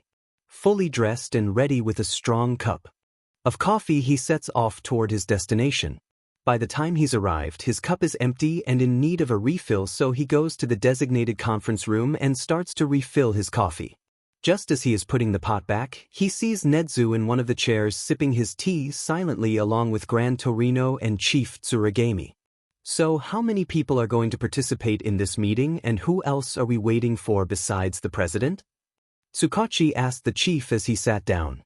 Tsuragami turned to him and said, Aside from the president, board member Akaguro is all we are waiting for. About 5 minutes of silence went by before the president and Akaguro showed up. Thank you for your patience, everyone. Shall we get this meeting started? For those that don't know me, I am Nakai Miyoko, president of the Hero Commission. The woman greeted with an air of elegance and strength. The introductions go on around the table. Sorahiko Torino. Hero name, Grand Torino. Nedu. Hero name, Netsu. Principal of UA and board member of the Hero Commission. Tsuragami Kenji. Chief of Police. Tsukachi Naomasa. Mustafu PD Detective. Kaizome Akaguro. Board member of the Hero Commission. Former hero name, Stendhal. Now that that's out of the way, shall we begin? Nakai asked and everyone agreed. President Nakai starts with, well, I've read the report that you all have in the folders in front of you, and while I don't want to believe it, the evidence attached is pretty convincing. Tsukachi-san, you helped this child file this, right? Was he being truthful? Tsukachi cleared his throat and spoke. As a few of you know, my quirk is lie detector. For those that don't, it basically tells me whether someone is lying or being truthful. Even if they believe something to be true themselves when it isn't true, as long as it's actually a lie, my quirk will tell me as such. He was being truthful the entire time. I didn't get even half of a lie. When he showed us the data, he apologized and said his quirk doesn't lie. My quirk flagged that as true, so as unfortunate as it is, the report is true. The child also told us that he was told to report things exactly like that by one Ida Taramesa of the Mustafu branch quirk registry. He flipped through the folder to find what he needed. Please see the file of the child in question's quirk to follow along. He continued, Midoriya-kun also explained to us in the meeting that when Ida-san requested that of him, his quirk took that request and made it into a permanent quest. The file does explain what that is for those that don't know. As part of that quest, he did what was asked of him. Tsukachi finished. So we can definitely trust this source. The nature of both of your quirks leaves no room for lies and falsities. That's good to know. Nakai-san states. Now, can any of these actions be morally justified? Such as the murders and arson? She asked. Nedu spoke up next, trying to fight an uphill battle as the devil's advocate. As a pro-hero, his job is definitely dangerous and casualties are an unfortunate reality of such a long career. He argued, though he already knew the outcome. A pro-hero, especially one as seasoned as he is, should have more control than he has shown. Yes, casualties happen from time to time, but the frequency of his are beyond negligent. Akaguro shouted, appalled. Not only that, but how would you explain the abuse and RP? There is no reasonable excuse. He continued. Nedu once again tried and failed to come up with any reasonable answer, so he only could defend with. Upbringing could be a significant factor. We always suspected his father was abusive when he was a pro, but we could never prove it. Akaguro scowled. That's even more of a reason he shouldn't have done those things. Why would he choose to follow in his father's footsteps instead of learning from his father's mistakes? From a different perspective, that makes it even worse that he followed suit. He countered. All right, enough. That question is answered and settled. Next topic would be, is it possible to gather evidence? Nakai-san interjected and directed the conversation forward. Yes, but any evidence in some of those crimes may be reduced due to age. These are crimes that could have possibly occurred somewhere between yesterday and from before Endeavor even was a pro-hero. Unless we have an accurate time frame, for all we know we could only be investigating cold cases. Tsukachi stated. Blackmail would be difficult to obtain evidence for because of hearsay. There may be no physical traces of such a crime. Murder, while it may leave evidence of a body, may not be possible to link without connecting evidence or witnesses. Nedu countered. But would any evidence that the investigation gathers be enough to prove any of the claimed crimes? She asked. Most of the general crimes would not be proven by normal investigative means. Unless you have a physic or a medium, we aren't going to find much. Tsuragami said. I don't offend care. Investigate what you can. You only said most. That means there are some of them that can be properly investigated. Take that and run with it. I don't care if we have to dig through his garbage in order to find evidence. If there is even a chance we find something, we'll take it. Unbeknownst to them, a certain scarred runaway will solve that problem. Okay, and when should he be apprehended?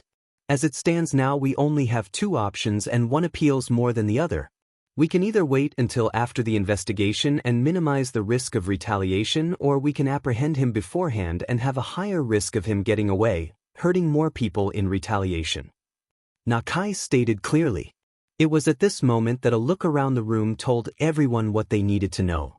A round of nods was all that could be seen. No words were needed. Yes, they were definitely waiting until the investigation was done before they captured this wolf in sheep's clothing. Okay then. I believe we're all in agreement then. The investigation will start immediately. Strap in everyone. This is going to be a long and tedious process. President Nakai stated, and immediately everyone within the meeting room stood and got to work. Status screen. Name, Midoriya Izuku. Level 5. EXP, 4003000. Title, The Gamer. HP, 625. MP, 493. Attributes, Sir 30. Vit 25. Dex 22. Will 31. Int 54. Wis 29. Cha 23. Jai 34. Attribute points, 0. Money 33,000 yen. Skill points 64. Skills. Gamer's Mind Max. This skill gives the user immunity to common status ailments such as charm, anger, fear, sadness. Gamer's Body Max. This skill makes the body of the user that of a video game character and exponentially increases the growth rate of the user. Observe 1220. This skill allows the user to see the stats of anything, though is dependent on level and in the case of sentient being, closeness. At current level, without any acquaintanceship, the following can be seen on any given being. Name, age, title, level, quirk, last uses, crimes committed, attributes. Item Dungeon 210. This skill allows the user to open a dungeon, a place where money, materials, and EXP and be obtained. Each dungeon is dependent on the quality of the item. Note that sentient beings cannot be used with Item Dungeon. MP Cost Cure Heal 310. This skill allows the user to heal minor and moderate wounds at the current level of MP Cost Fire Breath 620. This allows the user's lungs and throat to be fireproof, also adding a small ignition organ within the mouth.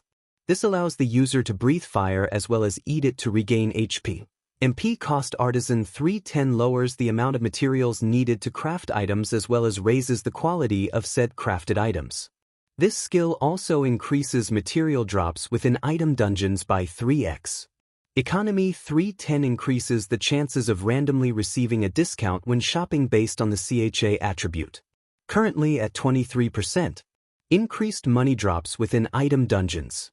Enchant 410. Depending on what you imagine when using this skill and how much MP you use, the user can add up to plus 50 of any effect they want to any article of clothing, jewelry, or weapon they want. Limit of 5 different effects to any one item. Per plus 1 effect is dependent on what attribute is changed. MP cost 12 per plus. Taming 250. This skill allows the user to befriend a creature and keep them as an ally. Tamed monsters do not take up party slots. When asleep, injured, or simply not in use, the tamed monster is stored in a card that can then be summoned for as long as the user is alive. User does not need to be conscious to keep a monster out after it is summoned. Summon monster can summon itself if its user is in danger of serious injury or death. At higher levels, this skill allows the user to use the tamed monster's abilities. In the event that a tamed monster's HP hits 0, they are turned back into a card until they are healed. Magic and skills can be used on the tamed monster to shorten its recovery time. It's kinda like a pet but better, so remember to care for and feed your monster friends. They have feelings too. Monster cards can be stored in inventory but not when they are out of their card state. MP cost 15 for initial card creation and 5 for every summon after. Telekinesis 310 allows the user to use a base level telekinesis that grows with practice. Allows for moving objects up to 30 kilograms 66 pounds at level. MP cost 10 active skill. Teleport 210 allows the user to teleport to any place on the map. MP cost 10 active skill. HP recovery 110 recovers the user's HP over time.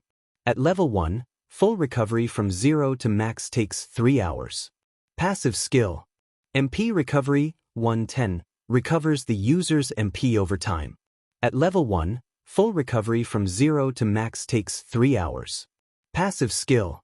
Medium 315 allows the user to summon and/or communicate with the dead. MP cost 10 active skill. The morning after that meeting was held, Izuku's routine remained mostly unchanged. For the most part, Izuku continues to go through normal days and spends some of the time in his neighborhood with his mom for a couple hours each evening, looking for quests. He finds many smaller repeatable quests that as he does more and more, the EXP and miscellaneous rewards start to pile up over the course of the next couple months. During this time, they also run into the detective more as well, and over the course of those couple months the parent-child duo have pseudo-adopted Tsukachi into their small family. In the 2 months Tsukachi has known the mother and son, he has become more acquainted and fond of the small family. He is more and more sure of his decision to talk to Inko about Izuku's training. The trio have gotten to be quite close with each other as of late. Izuku has taken to calling Tsukachi Uncle Masa. The first time it happened was when Katsuki was overdoing quests and homework with Izuku. Poor Tsukachi's heart almost couldn't take it that day. One day after work, he sits down with Inko while Izuku is out at Katsuki's and broaches the subject with her. "Hey Inko, you know how Izuku is slowly but surely gaining levels and EXP from his smaller quests from the neighborhood?" He pauses as she nods in acknowledgement and he continues. "Well, I wanted to introduce the two of you to a friend of mine that can help in that training. You know, speed up the progress with, based on Izuku's description of the prerequisites for his quirk to consider quests. I've noticed that most of the better quests he has been given are the ones that come from figures of authority or at least who he deems to be authority. The rewards for it are also better depending on how high a regard he holds them in, is what I've noticed as well, so I want to introduce the both of you to Nedu. I firmly believe he could help Izuku be the best version of himself he could possibly be. I also think it would be a good opportunity for him to learn, especially since he loves learning new things about his and everyone else's quirks so much." He finished. Inko is silent for a moment as she thinks it over, then she exhales deeply. "Neo Mesa, that is very kind of you. Please make the arrangements then. I know Izuku will agree and be so happy with this." She pauses with a small sigh and continues. "You know, I've always known Izuku would be something great. Maybe it's a mother's bias, but my boy has always been so kind and smart, but I never knew how to support him properly. If agreeing to let him meet someone who can help him towards his goal when I can't is what I need to do, then I'll do it. I get the feeling my Izuku will change the world with his kindness and intelligence," she says with a soft, joyful smile. Tsukachi returns that smile with his own fond one. "I'll call him and set it up then. Thank you for taking me up on this." "I agree. I think Izuku will like the experience," he responds. Later that day, after Tsukachi leaves the Midoriya house, he calls Nedu and tells him the news. "I don't know about you, but I'm quite looking forward to this meeting. Wouldn't you agree?" The voice of Nedu sounds through the line. "I'm happy Izuku will be able to grow closer to his goal, but I am not looking forward to you turning him into a fellow vent gremlin like yourself. I would put money on the fact that once he meets you he'll slowly but surely turn." Tsukachi smirks into the phone. Nedu can hear it and gives a smirk of his own. "Calling me out, huh? Well, I can't say you're wrong on that front. Though you have to admit, one can't be a genius without a few odd habits and traits," he says. "From what I can tell, that is very true." "Touché," Tsukachi responds. "Anyway, 2 weeks from now, correct?" Nedu asks. Tsukachi confirms and they both hang up with a goodbye to each other. Near the end of the 2 weeks, Izuku has accumulated a fair bit of EXP and currently has various other rewards sitting in his inventory. Katsuki has also gained EXP and saved most of the split money from drops via dungeon crawling. Both boys have accumulated their own little nest eggs after they learned about budgeting and money management from their parents. The morning of the Midoriya's meeting with Nedu, Izuku can be found in his room fiddling with his inventory and skill grimoire. Izuku obtained 3 skill books from his neighborhood quests as they've taken to calling them. He received these skill books: Martial Arts I, Martial Arts II, both from helping an old martial arts instructor around his dojo. Green the Mutt, from helping the neighborhood hobby gardener with his plants. Along with the skill books, Izuku also obtained many drops from the dungeon he and Katsuki went into the weekend before. Looking at his inventory, we can see this. Inventory. Carrot items. Starter gear gift set. Woolly pig monster card rank C. Large woolly sheep monster card rank B. Martial arts I skill book. Martial arts 2 skill book. Green thumb I skill book. HP potion X10. MP potion X10. V equipment. Carrot materials. Wool X65. Iron ingots X5. Honey X30. Truffles X43. Leather X48. Lamb meat X62. Ginger X50. Ginseng X64. Spirulina X47. Peppermint X62.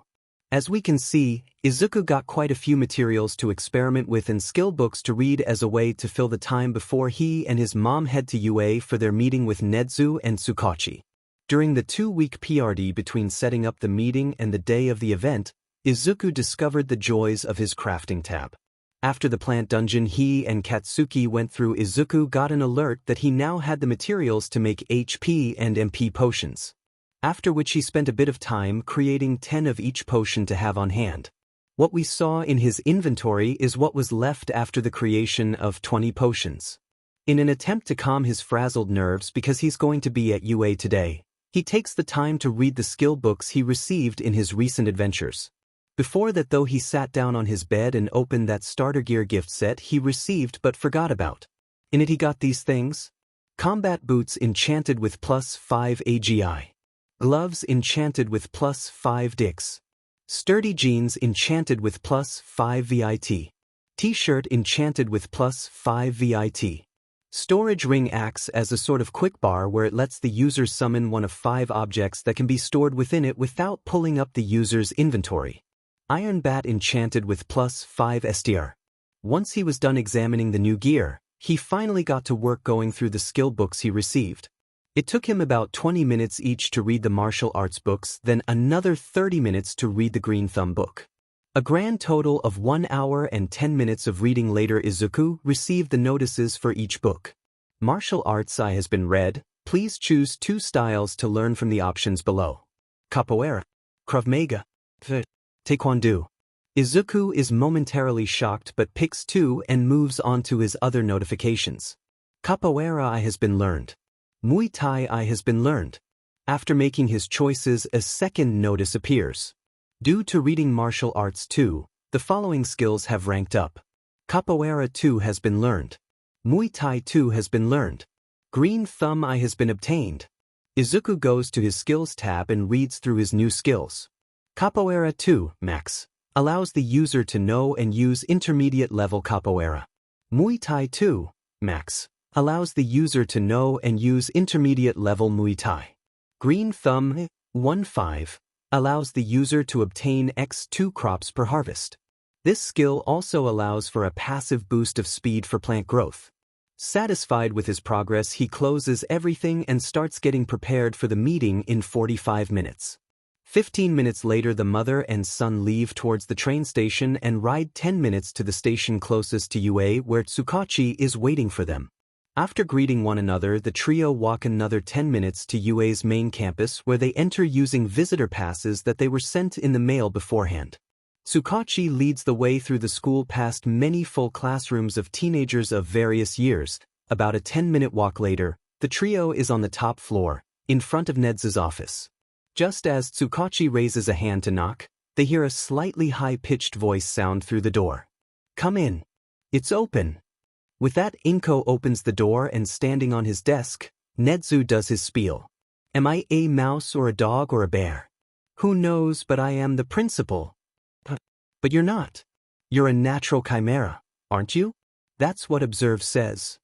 Izuku says with confusion on his face. Nedu looks startled for a moment, then starts laughing. Tsukachi has a look of exasperation on his face beside Inko, who wears a slightly concerned but more confused expression. Once Nedu is done laughing like a maniac, he greets them. "Oh wow. I haven't ever had anyone guess right before. This is fantastic. A pleasure to meet you both. As you know, I am Nedu, the principal of UA High School. I look forward to our discussion, but first, tea anyone?" He says with a largely joyous but equally inhuman smile as he pours himself tea. Inko accepts the tea if only to calm her nerves, and Izuku has some as well. Tsukachi politely declines as he has water with him. Now, shall we begin? Nedu leads. Please. Inko answers. Yes. Izuku replies excitedly as he clutches the binder he kept in his storage ring until now. Excellent. I see you have something with you. I assume it's something for me to look over? Nedu asks. Izuku nods and hops out of his seat to hand Nedu the binder. The chimera happily takes the binder and starts carefully flipping through it. Everyone sits in a tense silence as he takes an hour to read through all 250 pages of this 2.5-inch thick binder. At the end of the hour, Nedu sets down the binder and pours more tea into his long-since empty cup as the trio of tense humans watch in anticipation. It seems to me from the information here that your quirk acts as more of a facilitator and archive than anything else. While it does give you new abilities, its core seems to be the potential inside you that fuels the materialization of your capabilities. Knowing that, it's rather impressive. Nedu finally fills the silence. Izuku beams and Tsukachi looks visibly shocked. Inko can barely hold back a waterfall of proud tears. Mrs. Midoriya. Young Izuku. I'd like to offer Izuku an opportunity. A place in this school as my personal student. What do you both think? Nedu says calmly. Mother and child look at each other and nod. Izuku stands and takes a deep breath. I'll be blunt. This is a wonderful opportunity and I appreciate it. I also know that while my mother does her best at the moment, she wouldn't be able to support my dreams in the ways a hero can. I would also have to be a prideful fool to not accept, so, without hesitation, I accept your offer.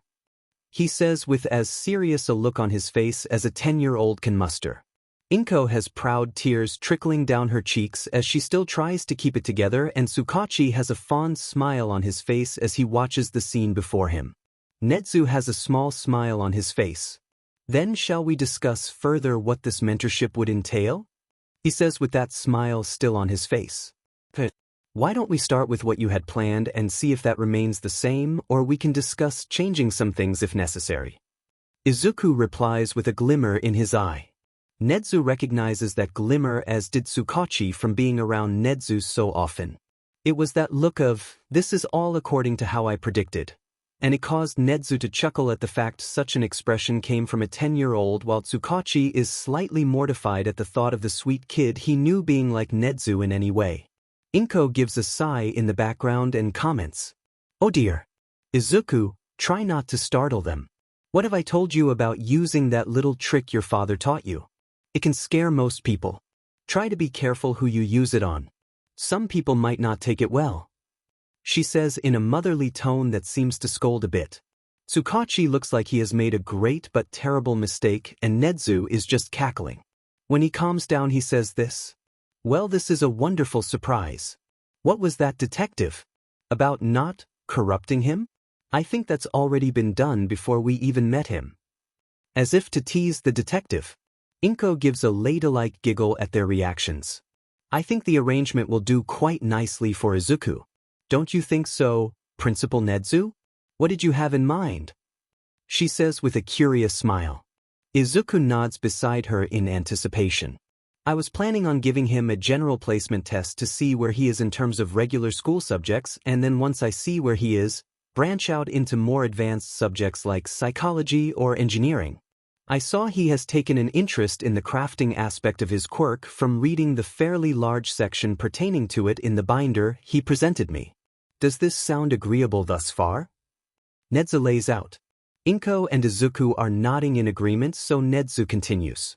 I was also thinking of having Izuku work with Eraserhead for any CQC training as a way for him to further his knowledge on the martial arts he knows, as well as learn any other forms of fighting he takes interest in. Eraserhead's knowledge on most forms of close-quarters combat makes him far more qualified to teach fighting than I am. It should be his off-PRD now. Shall we have him come in? Nedu concludes. The mother-son duo nod in agreement and Nedu pages for him immediately. Minutes later a knock comes from the door and Nedu calls them in. The door opens to reveal a dark-haired scruffy-looking man that looks like he doesn't know what sleep is. Izuku's eyes glimmer and he vibrates in excitement. It's Eraserhead. See him. It's really him. Izuku bursts. Nedu chuckles. Of course you know who he is. He says. The new person in the room looks thoroughly confused and shocked.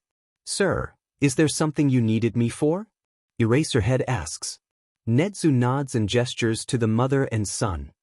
These two are the Midoriya family. Inko and her son have agreed to allow Izuku here to become my personal student. Nedu says as he introduces the mother-son duo. Aizawa's eyes widen in shock for a moment before his face returns to its usual expression. Nedu continues. He has learned to the intermediate level of 2 forms of martial arts but needs an experienced fighter to teach him further and expand on his knowledge. I am not qualified to properly teach fighting to anyone, so I would like you to do it. You do have a choice, but I suggest getting to know him and his abilities before making a decision. Does that sound fair? He finishes. Aizawa has a contemplative look on his face as he considers his options. He finally decides and motions for the 4 to follow him. Minutes later they arrive at a spacious gym equipped with padded flooring in one area. Aizawa turns to them and speaks. I've decided to judge for myself the potential of this child. The 2 of us will spar and that will determine whether I decide to train him. He says clearly. Izuku's eyes seem to glimmer with excitement as he can be seen visibly trying to hold back his squeals. Aizawa goes onto the padding and takes a stance, waiting. Izuku quickly equips the gear he got earlier that day and excitedly takes a stance on the mats. Acting as referee, Tsukachi whistles to signal the start of the match and the 2 begin sparring in a flurry of movements. Feet, elbows, knees, and fists can be seen as they weave and dodge attacks, both landing occasional blows on each other. Neither of them use their quirks as they know the purpose of this match. 20 minutes of this pass before Aizawa's experience wins out and he pins Izuku on the mat. Izuku may have lost the match, but he has won something worth the loss. That was longer than I expected it to be. You're more skilled than I thought you'd be. Found very few openings, and without my experience I might have lost. I agree to teach you to fight to the best of my abilities so long as you agree to do your best. Aizawa says with his Totoro smile. Izuku beams through the sweat rolling off him. In the end the 5 of them return to Nezu's office and plan out together what Izuku would learn under Nezu and Aizawa's mentorship. Academics, Nezu. Physical training, Aizawa. With this outline in place, all Izuku has to do is absorb the information given to him like the sponge he is. The Midoriyas go home after the meeting and relax for the rest of the night. Status screen. Name, Midoriya Izuku. Level, 15. EXP, 3,904,000. Title, The Gamer. HP, 625,625.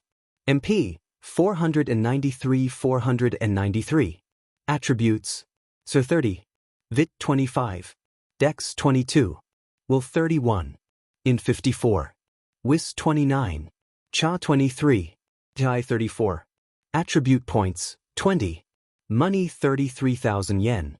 Skill points 79. Skills. Gamer's Mind Max. This skill gives the user immunity to common status ailments such as charm, anger, fear, sadness. Passive skill. Gamer's Body Max. This skill makes the body of the user that of a video game character and exponentially increases the growth rate of the user. Passive skill. Observe 1520. This skill allows the user to see the stats of anything, though is dependent on level and, in the case of sentient being, closeness.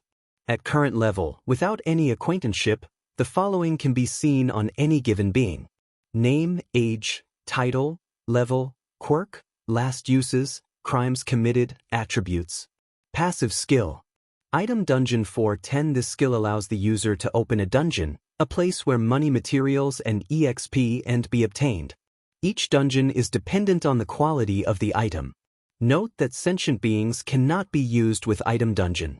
MP cost 25, active skill. Cure Heal 610. This skill allows the user to heal minor and moderate wounds at the current level of MP cost 6, active skill. Fire Breath 1220. This allows the user's lungs and throat to be fireproof, also adding a small ignition organ within the mouth. This allows the user to breathe fire as well as eat it to regain HP. MP cost 5, active skill. Artisan 710 lowers the amount of materials needed to craft items as well as raises the quality of said crafted items. This skill also increases material drops within item dungeons by 3x. Passive skill. Economy 510 increases the chances of randomly receiving a discount when shopping based on the CHA attribute. Currently at 23%. Increased money drops within item dungeons. Passive skill. Enchant 710. Depending on what you imagine when using the skill and how much MP you use, the user can add up to plus 50 of any effect they want to any article of clothing, jewelry, or weapon they want. Limit of 5 different effects to any one item. Per plus 1 effect is dependent on what attribute is changed. MP cost 6 per plus 1 active skill. Taming 1050. This skill allows the user to befriend a creature and keep them as an ally. Tamed monsters do not take up party slots. When asleep, injured, or simply not in use, the tamed monster is stored in a card that can then be summoned for as long as the user is alive. User does not need to be conscious to keep a monster out after it is summoned. Summon monster can summon itself if its user is in danger of serious injury or death. At higher levels, this skill allows the user to use the tamed monster's abilities. In the event that a tamed monster's HP hits 0, they are turned back into a card until they are healed. Magic and skills can be used on the tamed monster to shorten its recovery time. It's kinda like a pet but better, so remember to care for and feed your monster friends. They have feelings too. Monster cards can be stored in inventory but not when they are out of their card state. MP cost 15 for initial card creation and 5 for every summon after. Telekinesis 510 allows the user to use a base level telekinesis that grows with practice. Allows for moving objects up to 30 kilograms 66 pounds at level. MP cost 5 active skill. Teleport 410 allows the user to teleport to any place on the map. MP cost 5 active skill. HP recovery max recovers the user's HP over time. At max level, full recovery from 0 to max takes 30 minutes. Passive skill. MP recovery max recovers the user's MP over time. At max level, full recovery from 0 to max takes 30 minutes. Passive skill. Medium 715 allows the user to summon and communicate with the dead. MP cost 7 active skill. Capoeira 2 max allows the user to know and use intermediate level capoeira. Passive skill. Muay Thai 2 max allows the user to know and use intermediate level Muay Thai. Passive skill. Green Thumb 1-5 allows the user to obtain X2 crops per harvest. This skill also allows for a passive boost of speed for plant growth. Passive skill. Once the Midoriyas return home, Izuku is sent off to bed. However, Izuku finds himself unable to calm down enough to sleep properly at the thought of starting his lessons tomorrow and meeting the other staff of UA. So, into the dead of night, he works on his notebooks and Quirk binder that he usually keeps in his inventory. Izuku works until the wee hours of the morning when he falls asleep at his desk, just a few hours before he has to wake up for school. Those 4 hours pass into the morning as his alarm sounds off loudly. He groans as it goes off and slowly peels his face away from his desk, revealing a red sleep mark. Then there is a knock at the door and his mother sounds off saying, "Izuku, sweetie. It's time to wake up. You have school soon." He jumps with a small yelp of surprise. Inko hears and asks what happened. "I was just startled. I didn't get much sleep since I was a bit too excited," he says as Inko opens the door to see sleep marks on his face. She giggles and say, "Well, I can't really blame you for that. I know you must be feeling many emotions about starting your lessons." Izuku nods and sighs. "I should get ready for school. I'll be down in a few minutes, Mom," he says to her as he goes and takes his uniform off its hanger. Inko nods and leaves the room, closing the door with a click. Izuku quickly gets dressed for school and goes about his normal morning routine. Soon, he heads downstairs for a quick bite of breakfast before leaving for school. A 20-minute walk later, Izuku is in his seat behind Katsuki and quietly observing his classmates. Once school started, the day passed in a flash with Izuku learning little to nothing new. Only the last class of the day proved fruitful in any way as Izuku gained 3 points each to STR, PX, and AGI from gym class. Attributes: Thur 33, Vit 25, Dex 25, Will 31, Int 54, Wis 29, Cha 23, Chi 37. When the day ends, Izuku says his goodbyes to Katsuki and heads for the train station. About 25 minutes of travel time later, Izuku is in front of Nezu's office door, knocking. "Come in, Izuku. We can chat for a bit while we wait for your mother to get here. I believe she asked for a half day today, so she should be leaving by now." Nezu says as Izuku sits down. "Tea." Nezu offers. Izuku nods and takes the cup of tea. 30 minutes pass by fast as the two talk, and soon Inko walks through the door. Izuku hugs his mother and she kisses his head as Nezu hops down from his desk. "Well then, shall we introduce you two to the rest of my staff?" Nezu suggests as Izuku bounces on the ball of his feet in excitement. The trio walks down the hall to the faculty office where they find Aizawa and several teachers doing their after-school work, grading papers and such. "Good evening, everyone," Nezu says as Izuku makes a beeline straight for Aizawa and greets him. "Hello, sensei. How was your day?" The child greets him excitedly. Aizawa smiles into his capture weapon. "Figured. It's been okay. How was school?" He replies. Izuku sighs with a pout on his face. "It was so boring. They didn't teach anything I didn't already know. I got to see Kaken though, and I got 3 attribute points in strength, dexterity, and agility each from gym class." Izuku explains with a pout, then a pleased smile on his face. "I see. Yeah, that does kinda SCK. I wonder if it'd be better for you in the long run to just study under Nezu instead of going to school. Maybe bring it up to your mom before she leaves." Aizawa replies. Izuku thinks for a moment and nods. "That would probably be for the best. I'll talk to her about it later," he says, then hurries back over to his mother just as Nezu calls for everyone's attention. "Attention, please. I have some people to introduce you to. These are the Midoriyas, and Izuku here has recently become my personal student. Please treat them well as you will be seeing them around the campus frequently." Nezu announces as the staff minus Aizawa look varying degrees of shocked and horrified. After a moment of silence, someone breaks it. "If it makes any of you feel any better, he is also learning CQC from me," Aizawa says, knowing that it'll just make it worse. A few of the staff like Midnight and 13 quietly facepalm and sigh, knowing this too. Most simply groan and faceplant on the desks in front of them. Mike is frighteningly quiet for a moment. "So he isn't a small green bean?" he finally says. Inko is the first to laugh, and when she is done she says, "He is. The only difference is that he knows it and uses it well." After that Nezu and Aizawa laugh too. Well, more like cackle and chuckle respectively. Present Mike laughs wholeheartedly at the fact that she even knew what he meant. "I see you are cultured, ma'am," he says with a fancy accent. Inko laughs again. "Well, I learned through my husband. He really likes pre-Quirk internet memes. I've come to like them too," she says as Midnight and Mick's faces light up. The other staff groan once more, and Aizawa rolls his eyes and smiles into his capture weapon again as the trio of adults seem to become fast friends. "Well, Izuku is supposed to take his placement test today, so we shall be in my office. Inko, you are free to come with us, or you can hang out here with Mike and Midnight if you wish.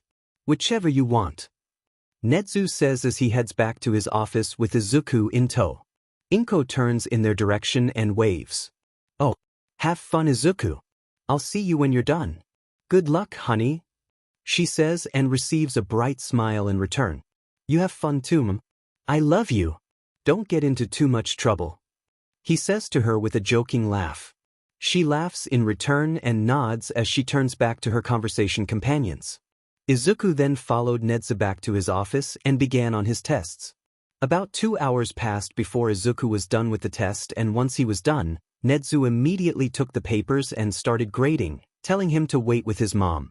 Izuku scurried off back to the faculty office, eagerly awaiting his results. Another 30 minutes passed before Nezu came back with the results of the test. In that time Izuku hung out with his mom, Aizawa, Mike and Midnight. Mike and Midnight soon became attached to the mother-son duo and quickly became close with the small family. Finally, Nedu walks through the open door with a smile and the graded papers in hand. Mrs. Inko. Izuku. I am happy to announce that Izuku placed rather high on this test. He scored in the same bracket as an above-average second-year college student. His overall score is 93%, which is only made more amazing by the fact that he isn't even half the age of an average participant of this test. Nedu informs the mother-son duo as they beam happily. Surrounding them, Mike, Aizawa, and Midnight look on with fond smiles. Then Izuku suddenly remembers something from earlier and brings it up to his mom. Mama, I almost forgot to ask, do you think I could switch to online school or test out?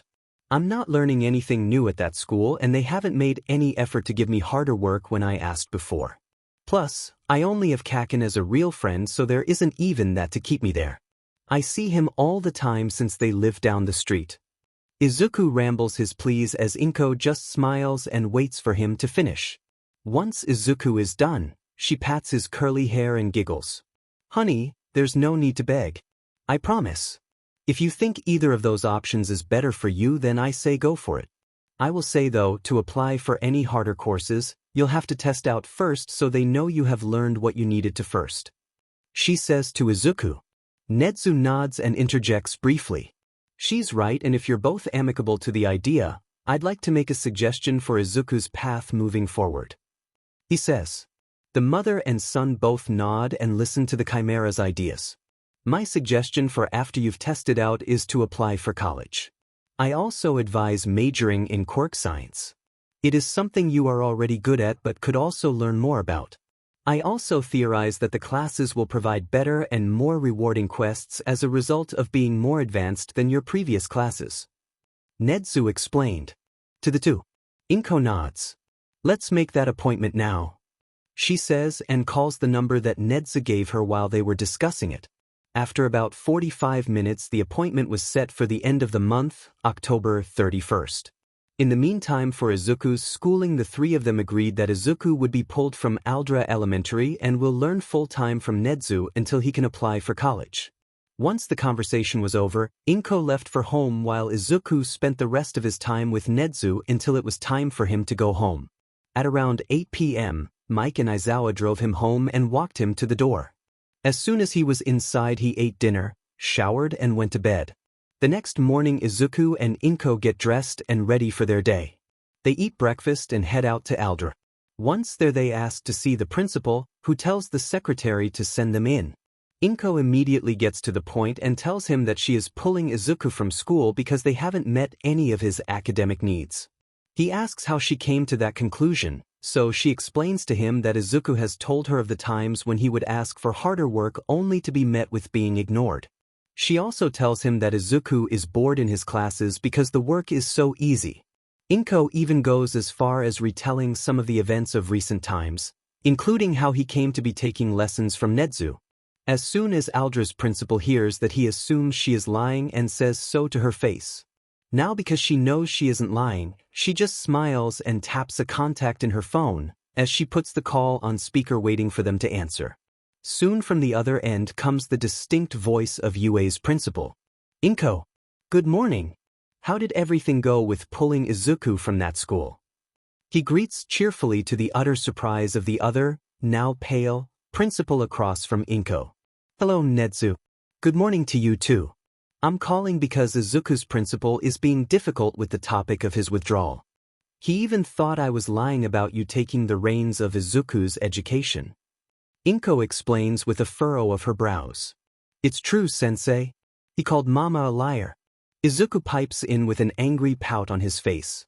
Aldra's principal seems to realize right then the situation he put himself in and quietly takes out the proper paperwork with a defeated look on his face.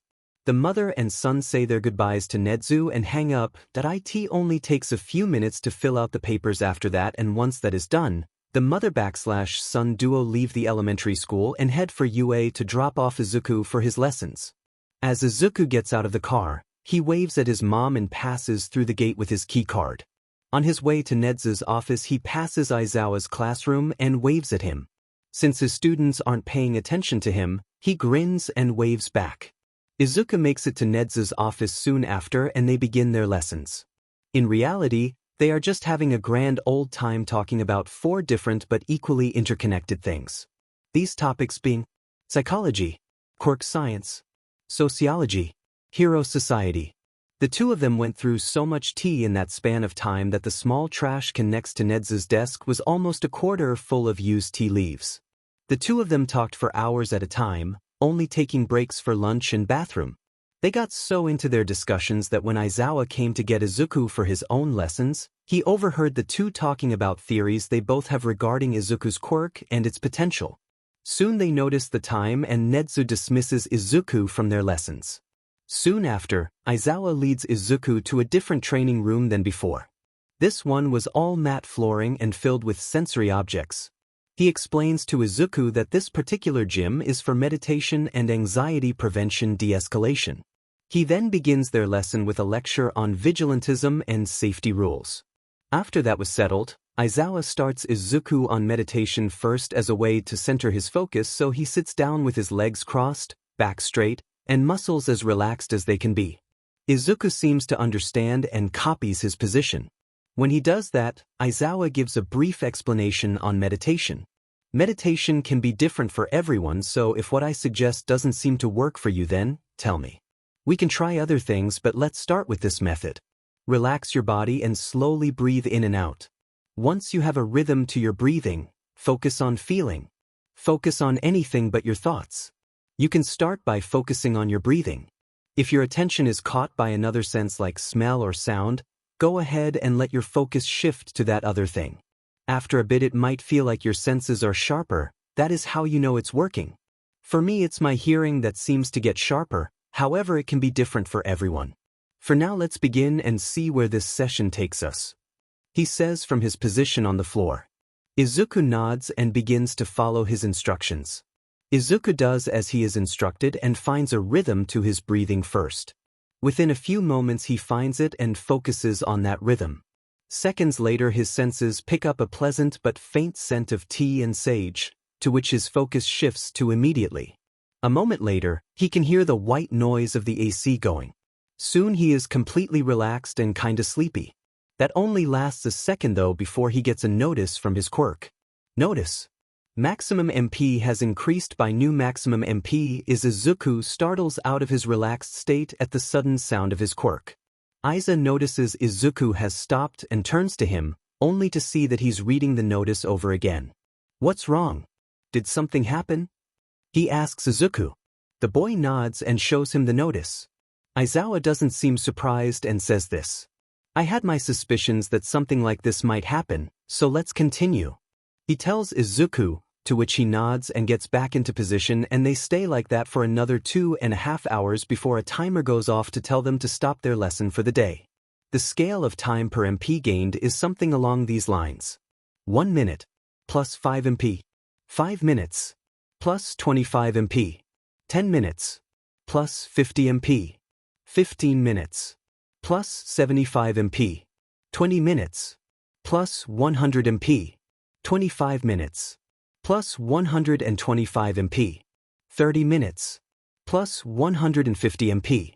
Notice, maximum MP has increased by new maximum MP is with the lesson over. Izuku gathers his things together and they both hop into Aizawa's car to drop off Izuku at home for some much-deserved food and rest. About 1 hour after he gets home, Izuku is fed and bathed before he heads to bed for a restful sleep. Status screen. Name, Midoriya Izuku. Level, 15. EXP, 3,904,000. Title, The Gamer. HP, 675.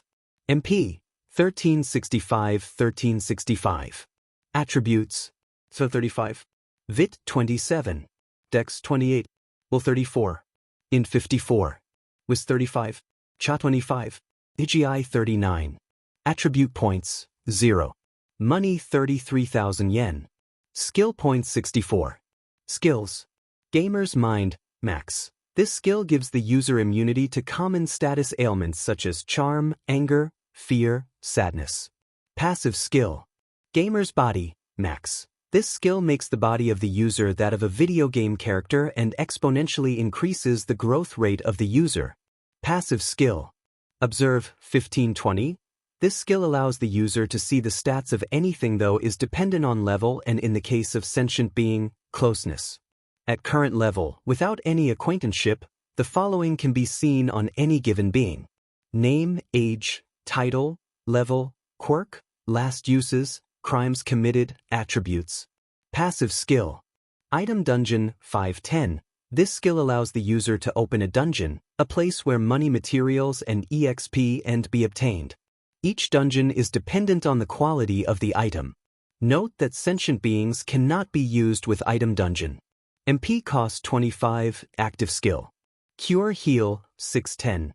This skill allows the user to heal minor and moderate wounds at the current level of MP cost 4, active skill. Fire Breath 1220. This allows the user's lungs and throat to be fireproof, also adding a small ignition organ within the mouth. This allows the user to breathe fire as well as eat it to regain HP.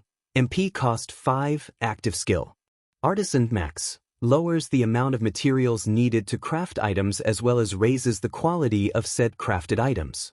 This skill also increases material drops within item dungeons by 3x. Passive skill.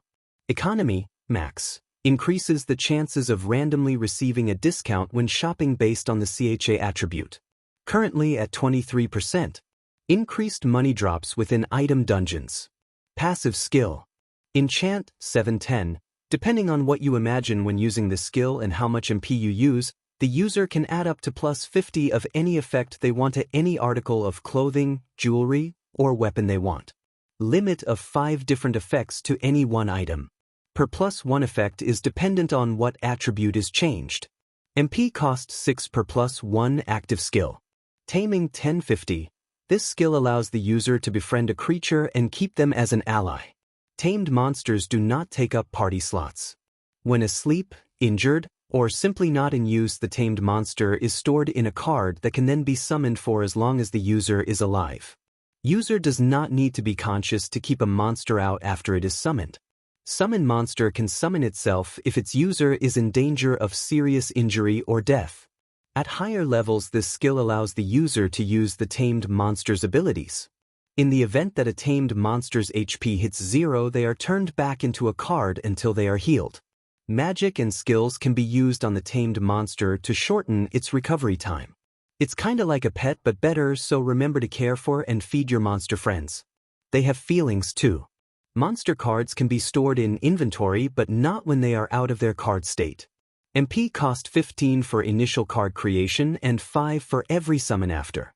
Telekinesis 510 allows the user to use a base level telekinesis that grows with practice. Allows for moving objects up to 50 kilograms 110 pounds at level. MP cost 5, active skill. Teleport 410 allows the user to teleport to any place on the map. MP cost 5, active skill. HP recovery, max, recovers the user's HP over time. At max level, full recovery from 0 to max takes 30 minutes. Passive skill.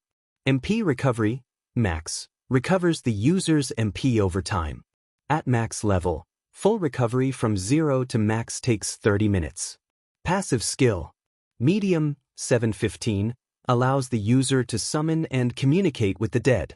MP cost 7, active skill. Capoeira 2, max, allows the user to know and use intermediate level capoeira. Passive skill. Muay Thai 2, max, allows the user to know and use intermediate level Muay Thai. Passive skill. Green Thumb max, allows the user to obtain X2 crops per harvest. This skill also allows for a passive boost of speed for plant growth. Passive skill. October 6th, 2XXX. 6 a.m. Saturday. Izuku wakes up to the sound of his Quirk's alarm going off in his head and immediately remembers the discoveries from yesterday's training session with Aizawa.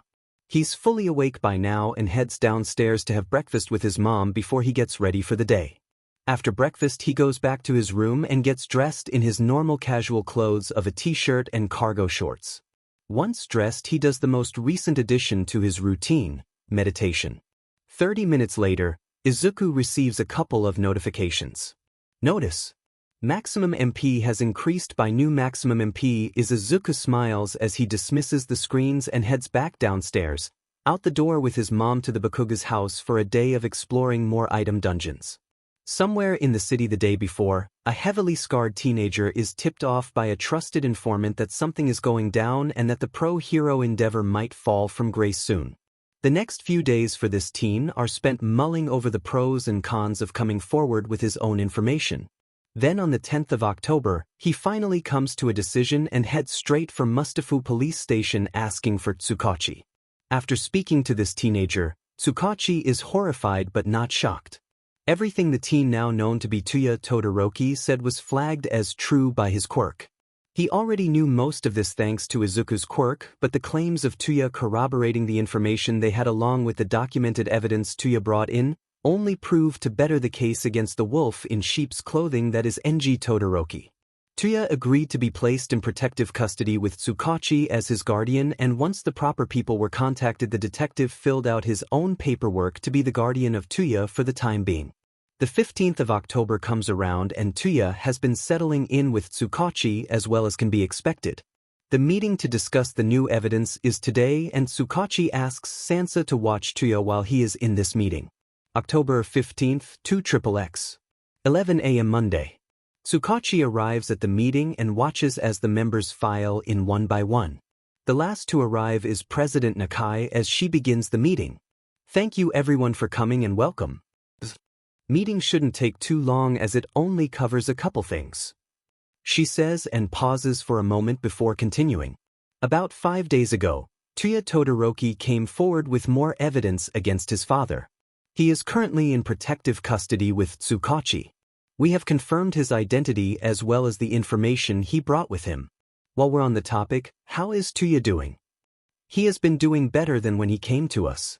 He seems to be receptive to clear and honest communication. Tsukachi says with a soft smile as the others nod in understanding. That is good to hear.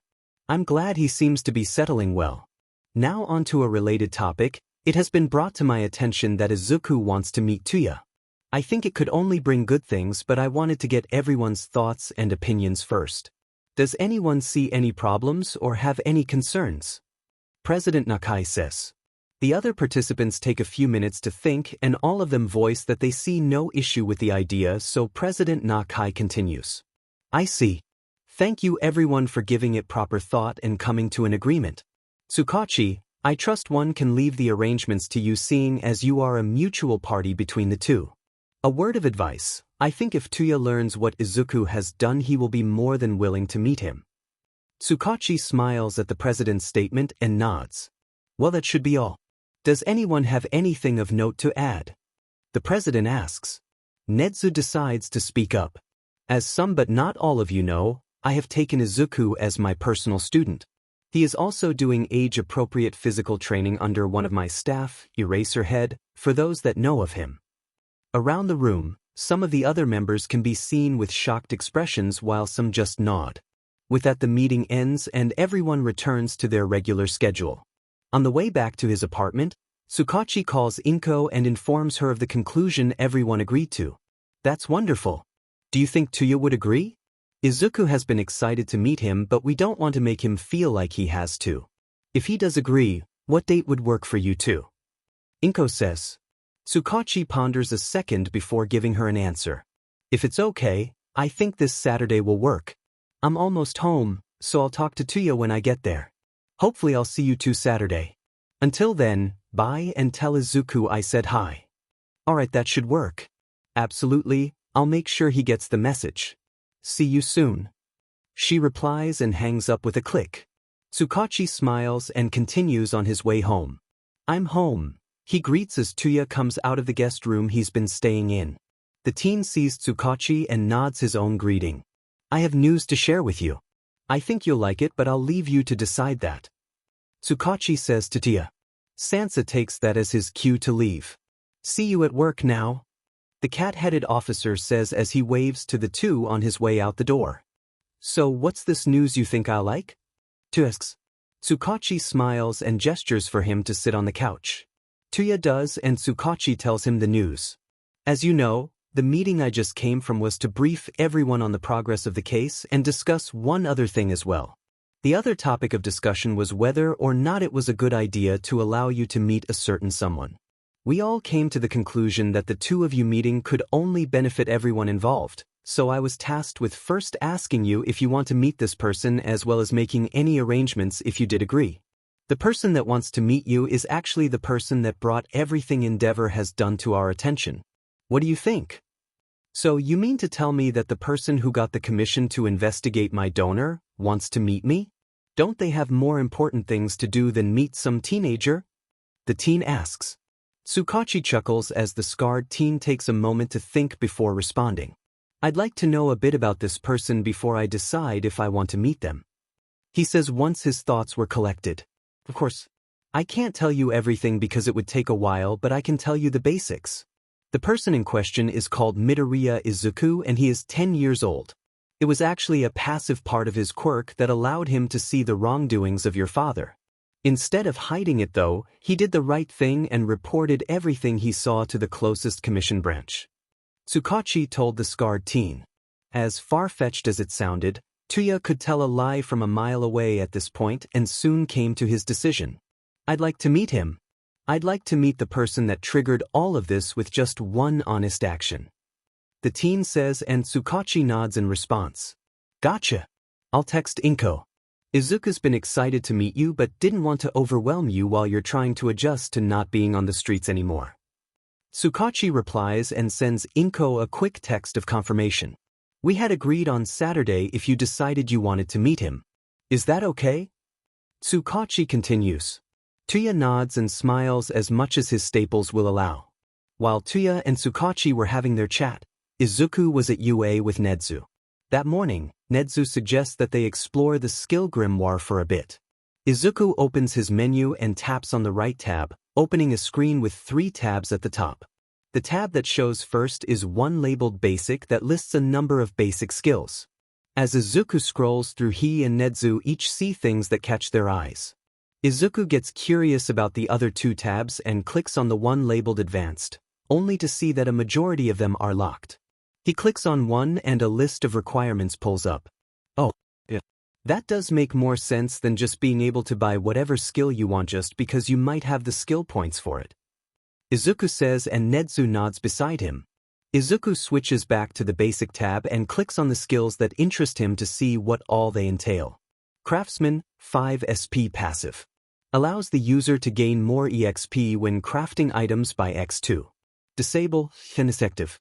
Allows the user to disable the ability of any number of targets for a chosen amount of time, be it a skill, magic, or quirk. MP cost at LV1 to 10 MP. MP cost at LV10 to 1 MP. Magic bullet, ineffective. Allows the user to create and control up to 10 tiny but very concentrated bullets of pure magic. MP cost at LV1 to 10 MP. MP cost at LV10 to 1 MP. He gets all 3 skills and goes back to the Advanced tab for a moment to look at one that wasn't locked and caught his interest. 25 SP. 39 SP remaining. Restraint, 20 SP active. Allows the user to temporarily cut off the skills, magic, and physical movement of a number of targets.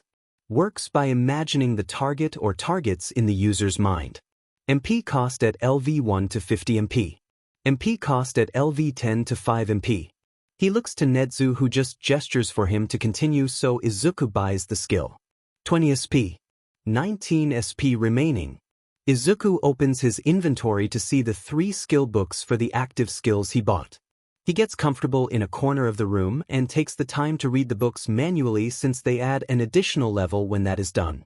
He starts with Disable. It takes about 20 minutes to read the whole thing. Notice, the skill Disable has been acquired. Disable has risen to level the next book takes less than that at 15 minutes total. The skill Magic Bullet has been acquired.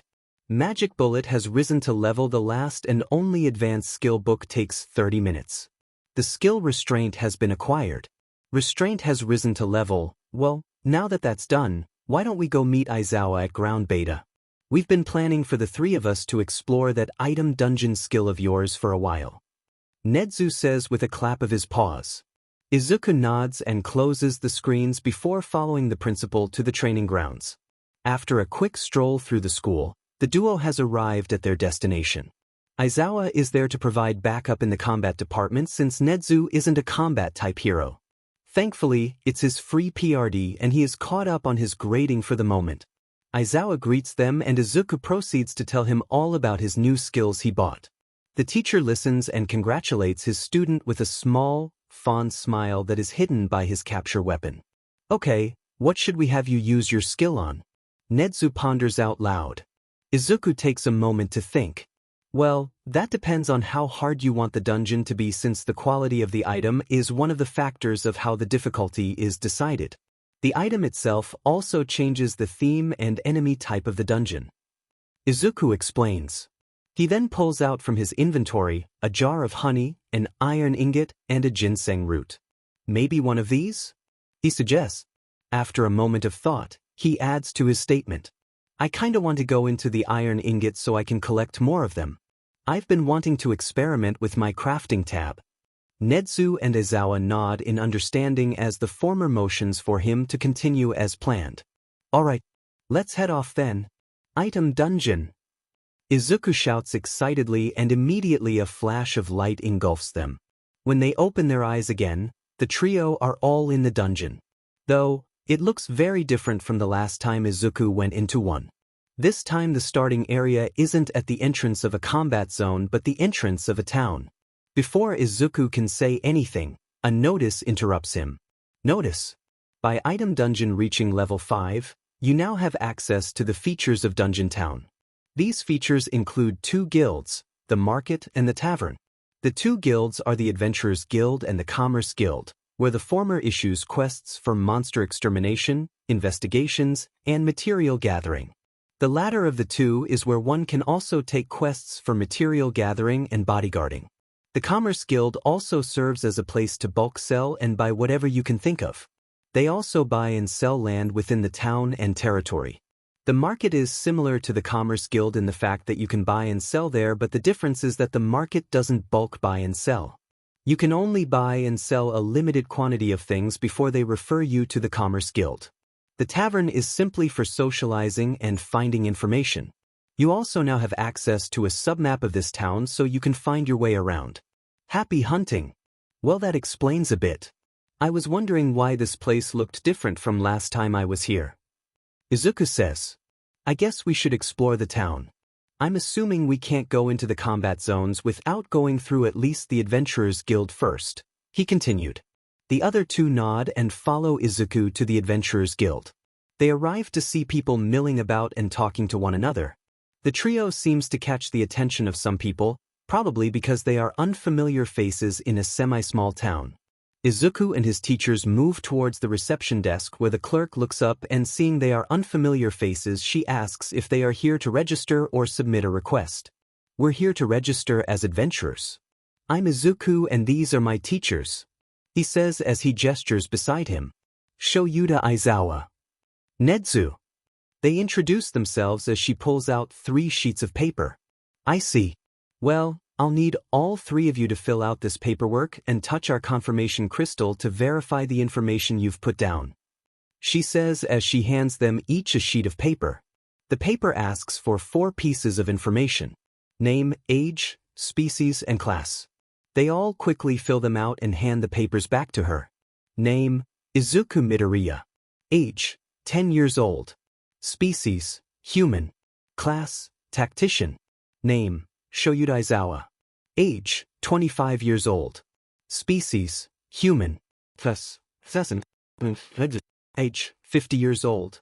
Species, chimera. Class, grandmaster. Once she looks over the papers, she nods and gestures for them to follow her. They arrive at a back room with a crystal ball-like object on a table. This is a confirmation crystal. It is a magic item that verifies the validity of information via touch. If the information matches each other, the applicant is accepted. She explains and gestures for the first applicant to step forward. Izuku goes first, touching the crystal. It glows blue and displays the same information that's on the paper. Nedu and Aizawa each go after that and they receive the same reaction. The clerk then goes over to a shelf with another contraption on it that has just finished spitting out 3 metal cards with their name, class, and rank on it. Izuku Midoriya. Tactician. Frankfurt. Shoyuda Aizawa.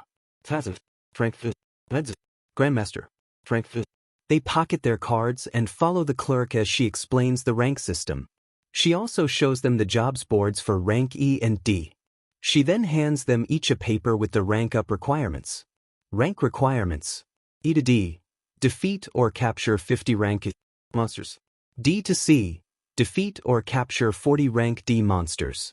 C to B. 5 escort jobs completed. Defeat or capture 30 rank C monsters. B to A. 10 escort jobs completed. Defeat or capture 20 rank B monsters. A to S. 5 noble escort jobs completed. Defeat or capture 10 rank A monsters. S to SS. 10 noble escort jobs completed. Defeat or capture 5 rank S monsters. They then go over to the rank E board and immediately find a job hunting some wood golem. Rank Monster Extermination. Defeat 10 wood golems and bring back their cores as proof of extermination. Note, if you defeat more than 10 wood golems, we will pay extra. Reward, 1,000 yen and any looted items aside from the cores. 100 yen per extra wood golem core. They tear it off and take it to the clerk for approval. She stamps it and they head off towards the woods where Izuku's map says the monsters are. The trio follow the map and find the monsters' den pretty quickly. I can see more than one golem ahead. Izuku whispers to his teachers. As soon as they are close enough, Izuku activates 2 of his skills in a unison of burning magic. He opens his mouth and shouts, "Hot shots!" The moment he finishes speaking, about 5 balls of fire magic exit his mouth as he directs them towards the golems guarding the outside of the den.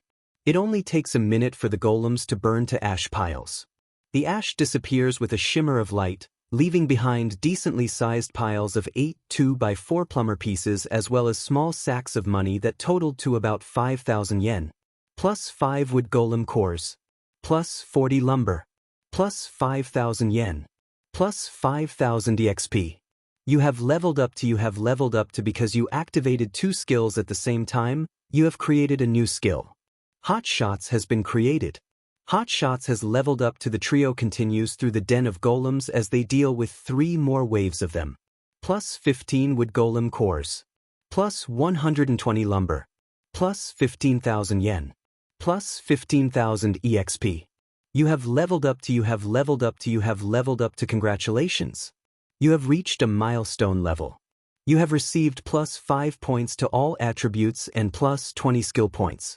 Hot Shots has leveled up to new max HP, 800. New max MP, 2,195 2195. Oh heck yeah! I leveled up and it's an increment level so I gain extra stats and skill points. The artisan skill I have is really helping me rack up the materials too. The same is happening with the economy skill. Izuku says as he gathers his drops. Boss monster has spawned. Caution! Here comes the last wave. The boss has spawned too. He tells his teachers.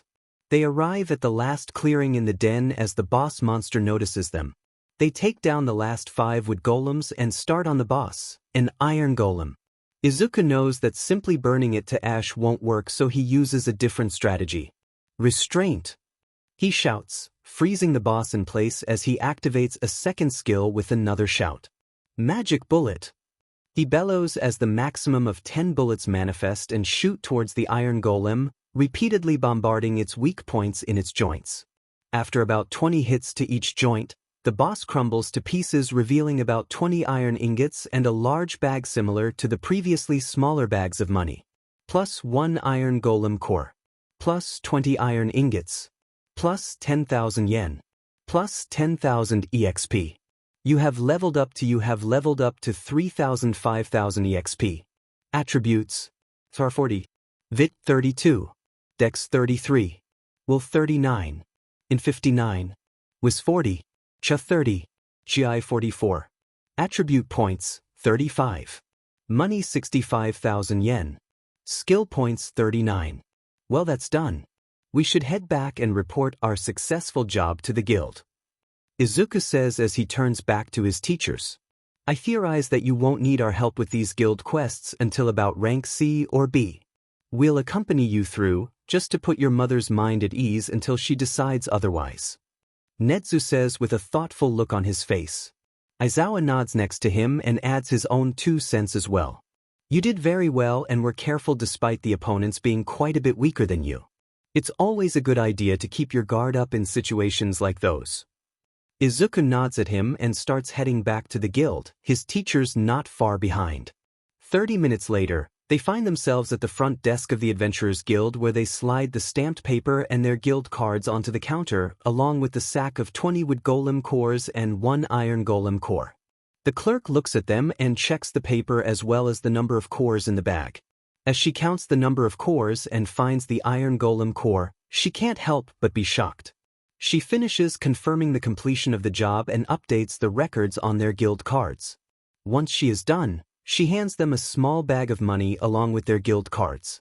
Good work out there, you 3. Here's your reward money and guild cards back. She says with a smile. Izuku nods and they leave the guild hall to explore the town a bit more. Hey y'all, sorry it took so long for me to update. Thanks for being patient though. I appreciate it. It has been a hot minute since I've posted anything. I've been trying to figure out how to proceed with this story off and on for months, but in the end I can't seem to get things going from the current point I stopped at. So, I'm going to rewrite this story a bit. There are plenty of mistakes in the current version that need dealt with, and I'm not really satisfied with what I already wrote. I'll be keeping this version up until I decide to post a version I'm satisfied with. Thank you to everyone who has been supporting this FIC, and hopefully the new version will pique your interest.